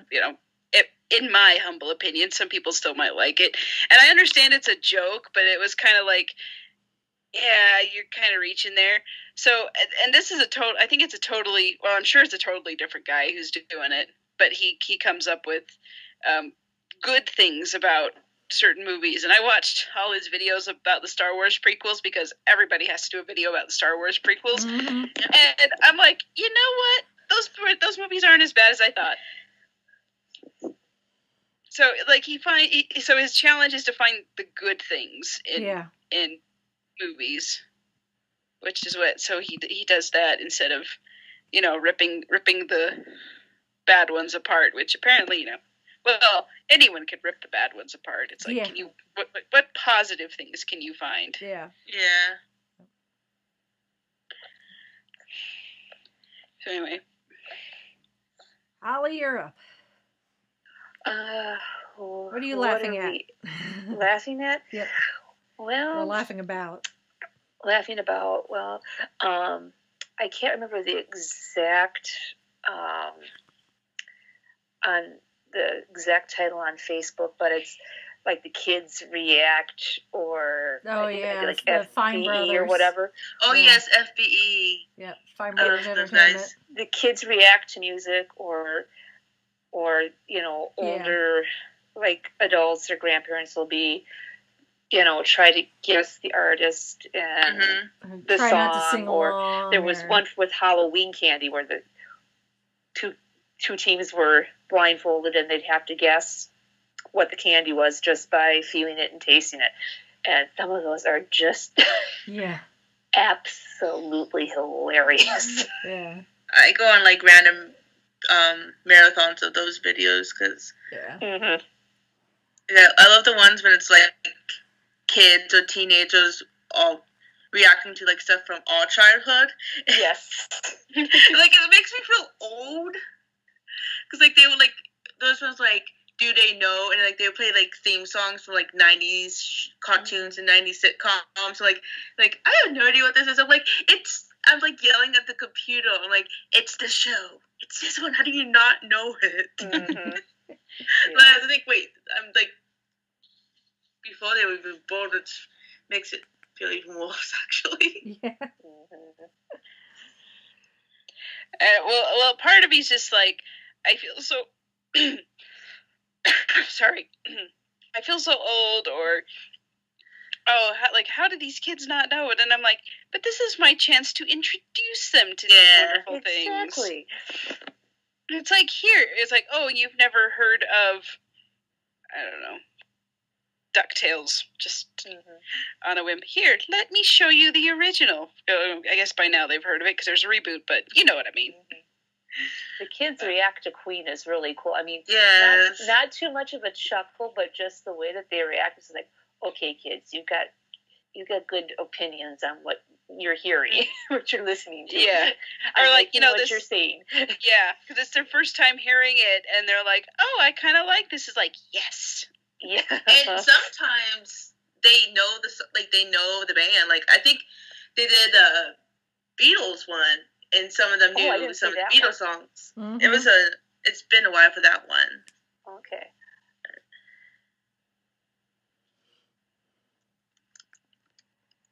And then I like they did one with the kids. I think it was in the last month or two, and they had them listen to Avenged Sevenfold, and one of the kids was like, "This is kind of like Metallica," because they've done Metallica, And one of the kids is like, this is kind of like Metallica. And in my head, I'm like laughing to myself. I'm like, yeah, and that's probably why Metallica had them open for them on their most recent tour. That's why I saw them twice. Now I'm curious to know if like these kids go home and look up more songs from these bands, or like go to the library or whatever, and just they or might. on iTunes. I mean, as long as it's appropriate. I don't think the kids are probably going back and their parents are letting them look up Metallica. Well, okay, maybe not, but like Queen or the Beatles or something. I don't know. Yeah.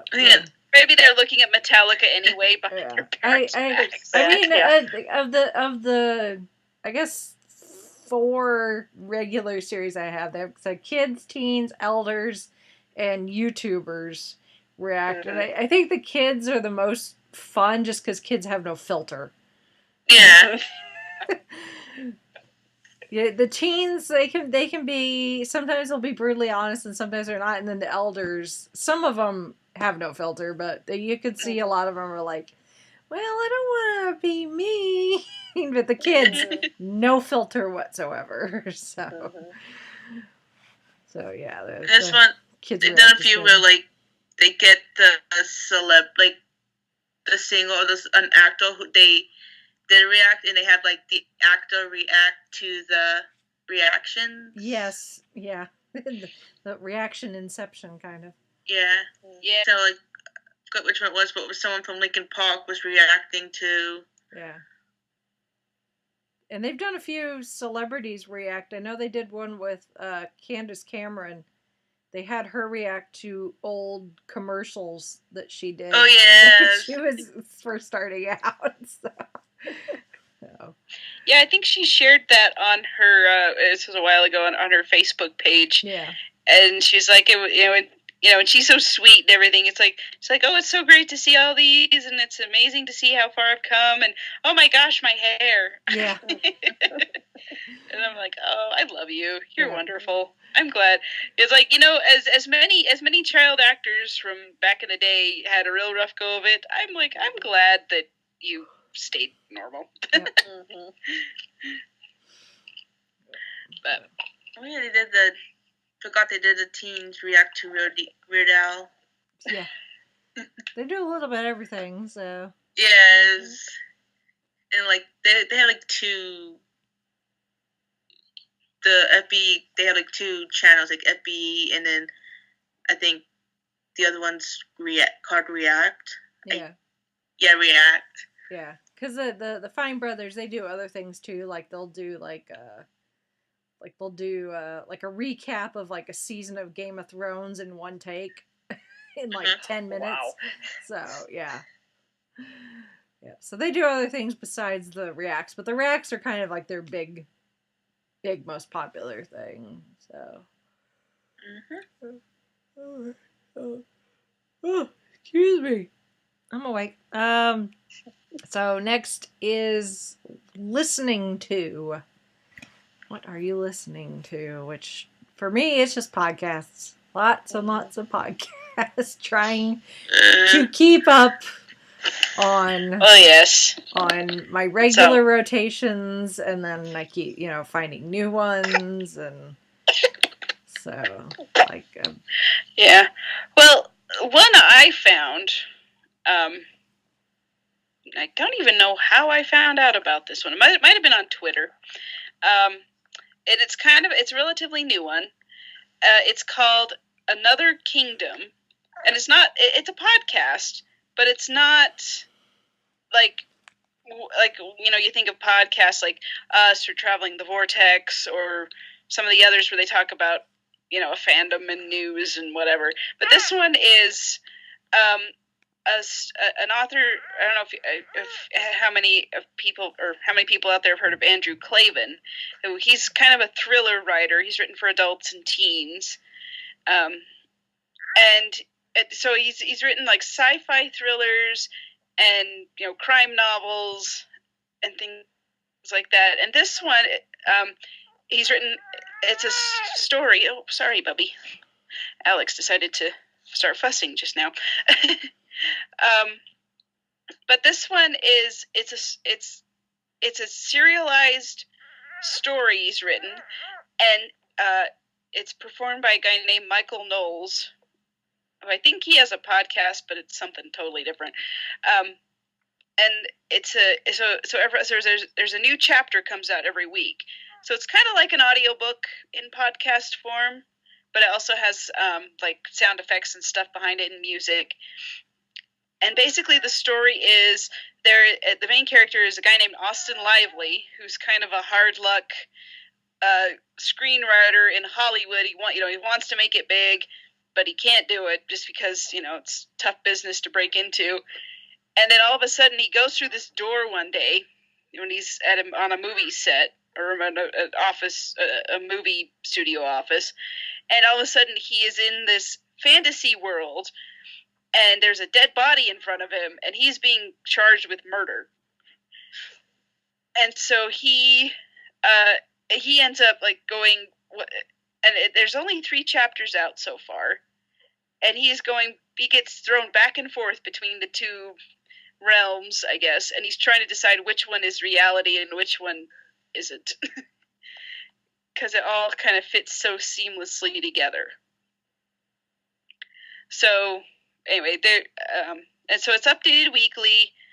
I think chapter 4. Let's see. I just listened to chapter 3, and so chapter 4 should be coming out soon, I think.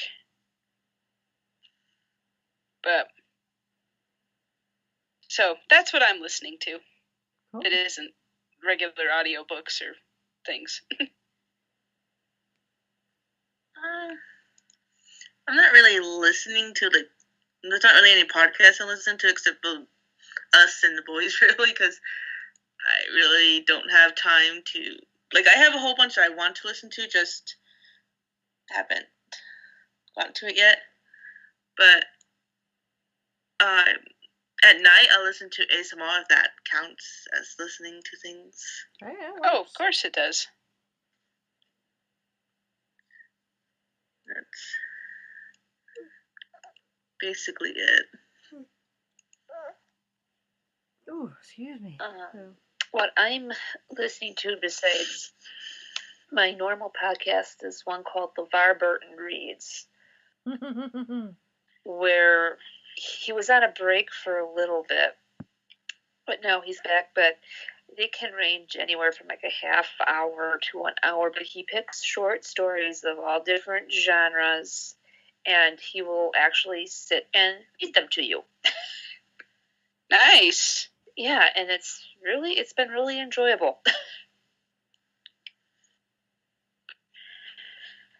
I think there's been just a second, let me pull it. I want to say 13 or 14 episodes.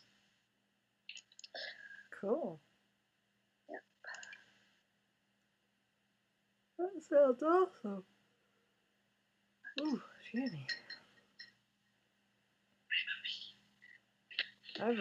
13 episodes. He's done ones by James McBride, Elmer Leonard, Ken Liu. I think he even did a Neil Gaiman. He did a Neil Gaiman short story. Cool. Yep, Chivalry. So I'll add it to the list, because just what I need are more things to listen to. Because I get the most Traveling the Vortex, Lou, WW Radio Show, Tony from Geeking in Indiana Geeking. He's been pretty consistent with that, putting out new episodes every week, so I make sure to listen to those. Both of my NPR podcasts, How I the TED Radio Hour, which I really enjoy those. Especially the How I Built This. Even if you're not necessarily an entrepreneur, not someone that's looking into going into business, because that's what they do, is they interview people that have created businesses.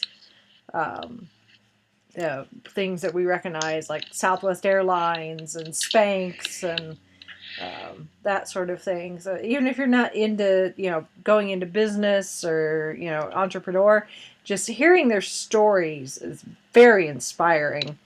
And then a couple of podcasts that are hosted or at least co-hosted by some friends of mine. I do want to give shout outs to Brandon and Cullen at the Cult Cinema Cavalcade, which they're local here. They're part of the Podcast Indie Group. They won a couple awards, podcast awards this year. But they review movies that weren't necessarily blockbusters, but they've developed at least some sort of cult following in over time. They just did a couple episodes because we're going into Halloween here, so they did Jason X and then Halloween 2. And then the True North Nerds podcast, which is got several hosts, but one of the hosts is a friend of mine, Kevin. And their show is kind of a lot like ours, except they're all Canadian. So a lot of obviously they talk about movies, and so a lot of the movies and TV shows and comics that we all recognize, but they also do conventions and events, and they're strictly Canadian. In hearing them talk about what nerd life in Canada is like, so I've been enjoying their pod. They actually started out where they were going to do every other show would be nerd centric, some sort of nerd topic, and then every other it'd be a nerd topic, and then an episode would be them watching and reviewing an episode of Star Trek Deep Space Nine. But at some point, I think something happened, and I'm not entirely sure what, because I think I missed some episodes, and they've stopped doing the DS9, and they're strictly doing just nerd, event reviews and interviews and that sort of thing. So, although they have kind of been reviewing Star Trek Discovery, but not really regularly, because I think Kevin's the only one that's really watching it regularly with any sort of enthusiasm. But like I said, their show is essentially like ours. It's just they're all Canadian. So if you want, and it's a combination of men and women. So, but I guess if you want a show like ours, but with Canadian accents, True North Nerds is your. You might want to give them a try.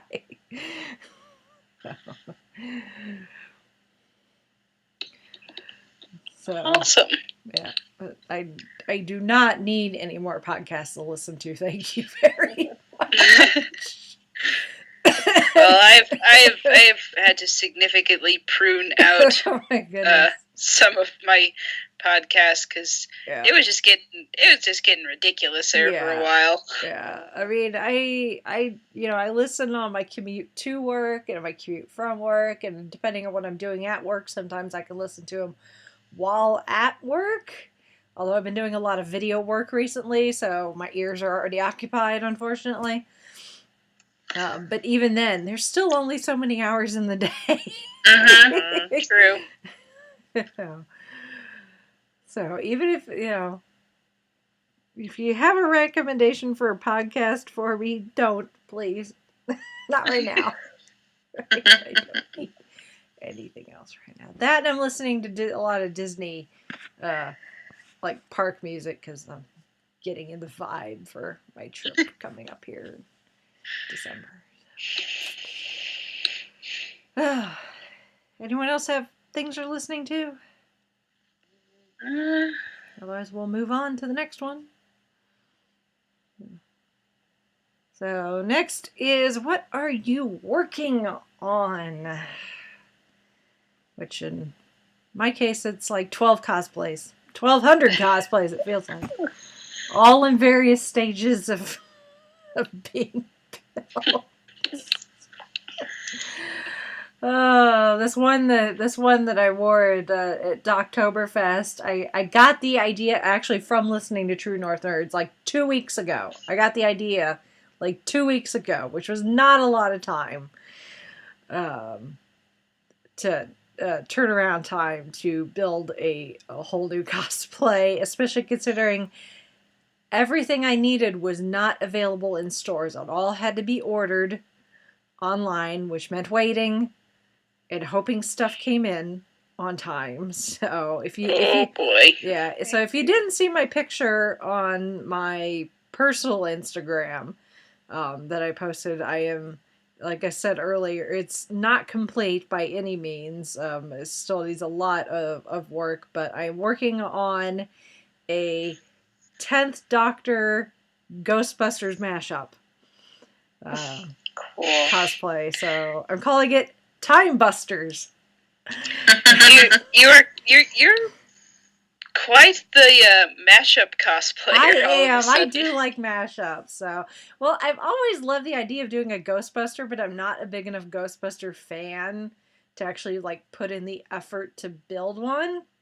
But I was listening to True North Nerds, and they were talking about buying the 3/4 scale proton packs from Spirit Halloween that they have for sale for this Halloween season. They're 3/4 scale, but they're like really super detailed, really good accuracy for the probably.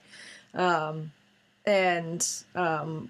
see the Circle City Ghostbusters, our local Ghostbusters, group here in Indy, out and about at things, and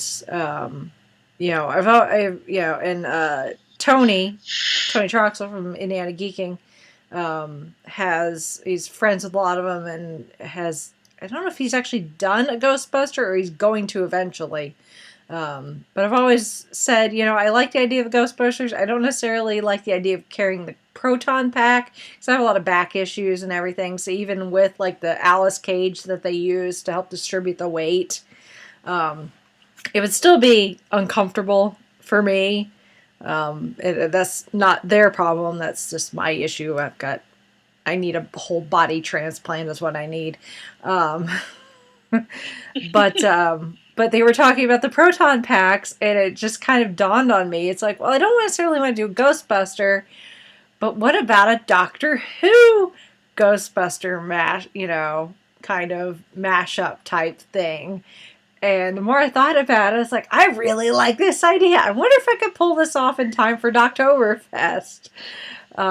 So I took some of the elements that I already have from my 10th Doctor, like the shirt and the tie, and could wear those. And then I had to get the jumpsuit. In this case, I got a dark blue one instead of the Ghostbuster khaki. But I got the Ghostbuster name badge patch with my last name on it, and then I've got a circular Doctor Who patch coming that I ordered off of Etsy, but it's coming from overseas, so it's taking quite a good amount of time. But it's got circular Gallifreyan on it, and it says Bad Wolf on it. Nice. So I'll put that on there, and then instead of building the proton pack, and Tony was like, get out when I told him this, Saturday, is like, because I was working on it Friday night, so I ended up missing Once Upon a Time in Inhumans because I was like, I'm going to try to get this done for Doctoberfest, which is the next day, and it ended up not happening, but I was spray painting stuff out in our garage and gluing stuff, and I realized the glue I had doesn't work for some of the stuff. So I'm making a proton pack, but I don't want to call it a proton pack because that's Ghostbusters, so I'm calling it a polarity pack. Nice. Very good. At that point, Tony is like, get out. Go home. Like, I'm a genius. But I'm making it so it's TARDIS blue, and it's got the sign from the door, please, telephone free to public use and that sort of thing. And it's not going to have like all of like the wires and stuff and things. But I do want to add a few elements of that. And then I want to do the wand, but try to find some way to be able to attach the sonic screwdriver to the end of it.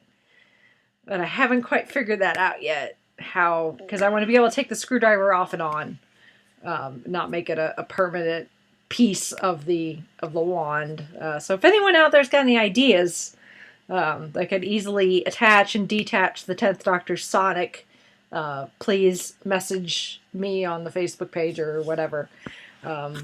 So it's once I get it done, I think it'll be pretty awesome. But it's a lot of detail work still needs to be done, and obviously I need to finish building the pack. Now I went and got some other glues that hopefully will do what I need to do, and now I'm done with the convention season for the most part, so now I've got time to work on it. But it'll be one of my projects, I guess, over the winter before the convention season starts again, because it's exactly what I needed was another cosplay to work on top of the 5 million that I want to do for next season anyway. I'm a glutton for punishment. But I will tell you what, it is one of the comfiest cosplays, other than the fact it was freezing, and that was not the cosplay's fault. That is one of the most comfortable cosplays I own now. The jumpsuit is as comfy as heck. It's kind of hard to get in and out of when you gotta go to the restroom, but it is comfy as heck. So I could see why the Ghostbusters wear it. I look forward to wearing it. At a convention once it's complete sometime next season. So at least you got to do a test run with it. Yes. Yep. See how comfortable the suit is, and it's comfy. So. And come the warmer season, I won't need the long underwear and the 12 layers underneath it. So. Rachel, I just gotta say, I love all your cosplay ideas. I'm just I don't know. I mean, the few I've done, and I'm like, yeah, this is fun, but you just go all out, and that's just cool. I tried. So I get an idea, and I'm like, I have a list of cosplays that I'd like to do, eventually, but I'm not necessarily inspired enough to do them right now. And then every now and then I'll get a random idea for one like this, and I'm like, and I can't shake it. I'm like, I need to build this now. Because when you would post certain things on Instagram, it's wonder what she's making now. I'm yeah. Ooh, nice. Yeah. Well, it keeps me busy. At the very least, it does keep me busy, and I spend more time at the fabric shop and the hardware store more now than I ever have in my entire life. I'm keeping my local Home Depot and Joann's in business. I need spray paint and 12 yards of muslin right now. So that, and eventually other cosplays that I'll get to. And a couple of gallons worth of the techie glue. Yes. So if you stay tuned to Christmas vacation for updates on my various cosplay projects. All on Instagram. Yep. That's what I'm working on. Well, what I'm working on is, usually when I say I'm working on something, it means I'm working my way through a show on Netflix or whatever. Yeah. But I guess the closest thing to something I'm actually working on is the 7 black and white photo challenge that's been going around Facebook. Although I actually finished it today, and I kind of quit tagging or challenging somebody, because everybody that I would challenge is either already doing it or I don't know. A lot of my Facebook friends really aren't into, posting pictures or doing that kind of stuff. So I'm just like, oh, don't want to bother anybody, but it's actually been kind of fun because it's about everyday objects and things that you just kind of have on hand, and it's like make some cool photos with those. So it's been fun. Yeah, so they have a lot of photo challenges going out there. I mean, the 31 Days of Halloween is almost done, obviously, because Halloween's tomorrow as we're recording this. But yeah, I didn't bother to challenge anyone once. Actually, you challenged me because like everyone I know has already done it. Yeah. I think you were probably the last one I challenged because I kept got waiting about it, for someone to you're challenge already me. doing it. You're already doing it. It's like, I'll just put up my photos and call it good. I'm like, surely someone's going to challenge me eventually, and then finally I got tagged. I'm like, yay! Britt tagged me. I'm like, okay. Yeah. Good. Chrissy tagged me. Yeah. Yeah. But like I tagged my sister, not the one who writes in feedback, the one that's just older. And then my other sister tagged her. So it's like, and we didn't realize that we'd both done it. Or we both challenged her for it. So it was like, that works. Mm.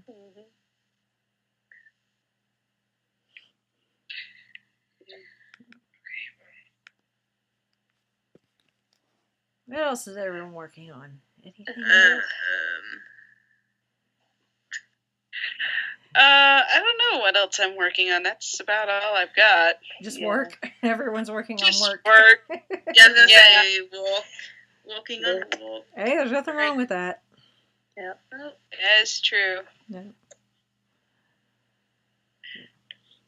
So another thing I'm working on is I picked up the Star Wars Ultimate ... Oh, fun. Yeah, it's a little more intensive than the Doctor Who one because they actually have colors. Then you do another, and they don't bother to tell you in the instructions that you can cross your lines. No. Oh.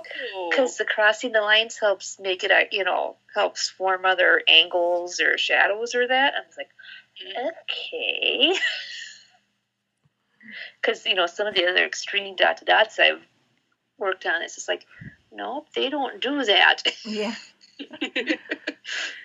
That would be nice of them to note. Mm-hmm. Well, what I did is I quick looked in the back because they show kind of what the ... look like when they're finished. I looked at the one I was starting, like, oh, okay, you can cross lines. All right. Back and away I went. And friendly tip to who, if anybody does them, mechanical pencils are your best friend when doing. Oh, I bet. For the narrow, the narrow point. I've gotten to the point where if I use pencils, I use mechanical pencils because I like the narrow tips. Mm-hmm. And the fact I don't have to sharpen them. That too.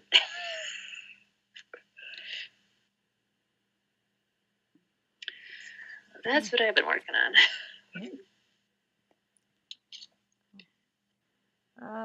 Let's see. And the last one is wishing. What are you wishing for? I wish it was still summer. Right about now, yeah. The cold weather's just starting. I'm already over it. I'm like, no more. You're gonna hear me complain about the cold a lot. Mm-hmm. I do not do well with the cold. I am like an 80-year-old person. I'm like, I need to move to Boca. Or Tahiti. Or Tahiti. At this point, I would take Tahiti. I'm sure it's a magical place. So basically, we know where you're going to retire when the time comes. Preferably, we'll see. I still have to talk Chauncey into it. So he lives for the cooler weather, but me not so much. And so a lot of that comes from you would think I'm Indiana, Hoosier, born and raised. I've never lived anywhere else. So 34, almost 35 winters here. You think I would have gotten accustomed to it at some point, but apparently not. I've never adapted to winter in the Midwest. I just can't. But as I've gotten older, it's gotten harder because, like I said, I've got back issues, I've got knee issues, I've got several joint issues, and the minute it starts getting cold, that stuff gets exacerbated because, like I said, I'm like an 80-year-old woman. It lets you know it's there. It lets me know it's there. Things hurt when it gets cold, unfortunately. And then also I do suffer from seasonal affective disorder as well. So once the days start getting shorter and there's less sunlight and it's gloomy, I start getting depressed and that sort of thing. So it's just, and it seems to happen sooner every year, and it's just like, no, because I know how I get, and I don't look forward to feeling that way until spring comes, however long it takes. So I'm not a very happy camper once it starts getting cold and dark sooner, and all those fun things that come with winter time. So if I become grumpy bear, Rachel, just that's what's going on. Pat me on the head and say spring is coming. I wouldn't make a very good Stark at Winterfell. And see, I'm the opposite, and I can understand, like, why you wouldn't love the cold and the dark and sort of thing. But I think, I don't know, I don't like summertime, just because I think it's because this will sound so dumb, because I'm not the only person who this affects, but because I sunburn so easily, and growing up on the ranch, summertime was like, we didn't really take vacations. It was just more work to do, and you're always out in the hot sun, and it's not fun. And Utah being a desert and dry, and I mean the dry in the winter is kind of nice. And but I don't love the sun. I'm just not a sunshine person. Of course, I don't really like driving in the snow either. So I kind of like fall is like my sweet spot. Yeah. If fall actually feel like fall would be nice. It's either been still like almost summer hot or winter cold. It hasn't really been that perfect fall weather for me yet. Yeah.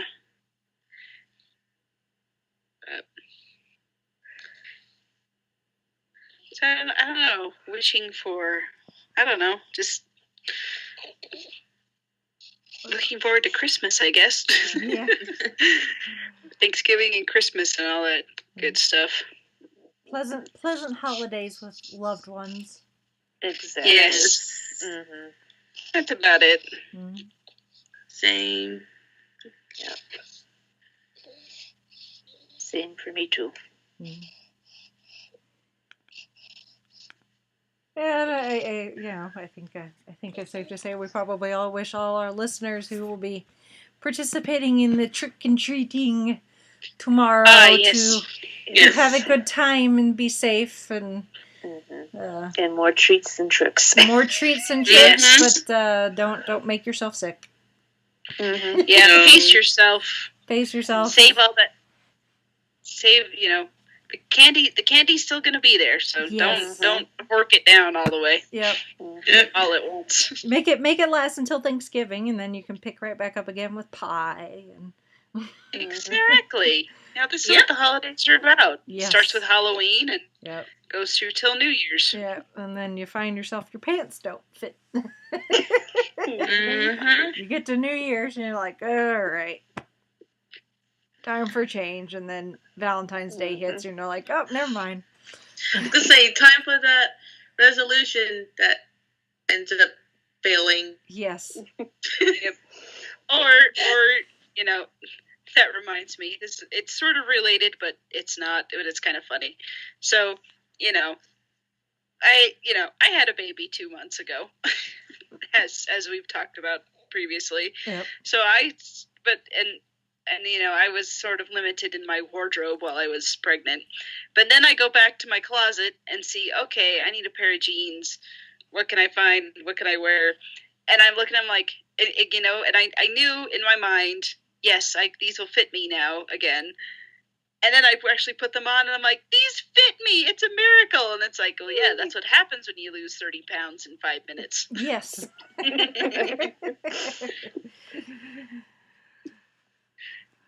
So anyway, Amazing that just reminded me. Yeah. And he's cute. Mm-hmm. That's always that's always a plus. Yes. Mm-hmm. No, he does not weigh 30 pounds, but there was more to it than that. Anyway, that was my side tangent.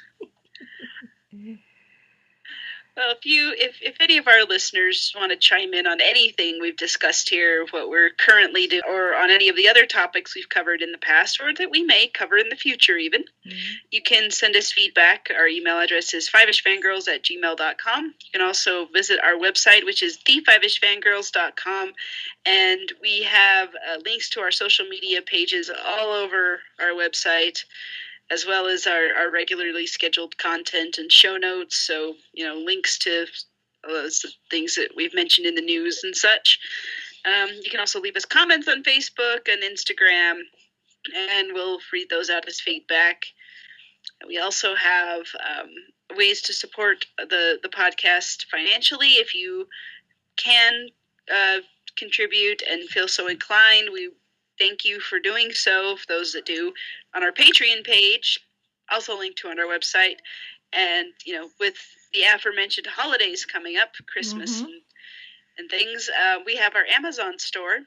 If you visit our website first and then go to Amazon through the link on the left-hand side of our page, that will take you to Amazon, same Amazon you know and love. And anything you buy, we get a little bit of a referral bonus thing, and Amazon does that for us because you shop there through us, so that helps us too. And you can also find us on iTunes, on Stitcher Radio, and Google Play. You can leave us reviews and ratings there, and then we're also on YouTube as well. So those are all the places you can find us, and if you don't remember them, they're all linked on our website. So go there, you'll find everything you need. We'll be back next week. Probably, maybe with our review of Thor Ragnarok. We'll see. Fingers crossed. I don't know. Yeah. It's that busy time of year where we have to carve out time for things, and we'll get there. Yeah. If this not, one kind of snuck up on me. Yeah, really. I'm like, oh yeah, Thor's next. Last week, I'm like, oh yeah, Thor's next week. I should probably get our tickets. Not that I'm not looking forward to this one. It's just there's been so much other things going on that's just been crazy. Yeah. It's like Halloween. Oh yeah, there's a new Marvel movie too. Yeah, like my friends and I were talking about it at work a couple of days ago, and like, oh, are you ready for Thor that comes out this week? What? How did that happen already? Yeah. Well, the other day we were trying to figure out, when's Justice League out? It's out the week after Thor. Well, when's Thor out? Oh. Yeah. Soon. Very soon. So our Thor review may end up being delayed, kind of like Spider-Man Homecoming, just because there's so much other things. So. Yeah. We'll get to Thor. We'll get to Thor Ragnarok, and if not this next episode, probably within a couple of weeks. So. Yes. But stay tuned for it. We'll be there. Yeah, we're talking about. We promise that. Yes. Yes. We will not. We will not miss a Marvel movie. It's the last thing we do. All right. So, with that, I guess we shall sign off for this week. This is Brittany in Bethlehem saying goodnight. This is Chrissy saying goodnight from Salt Lake City. This is Holly from Wisconsin saying good evening. This is Rachel in Indianapolis, Indiana, with one final wish. I hope we get an Infinity War trailer with Thor Ragnarok. Come on, Infinity War trailer!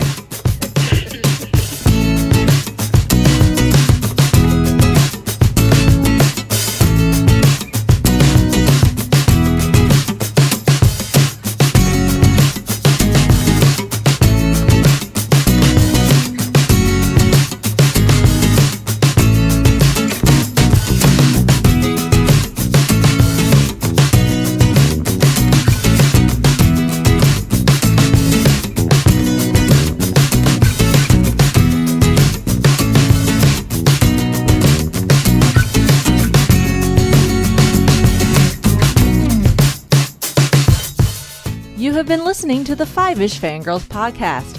Any and all movies, books, games, and other forms of media mentioned are owned and operated by the respective copyright holders. No copyright infringement is intended or implied.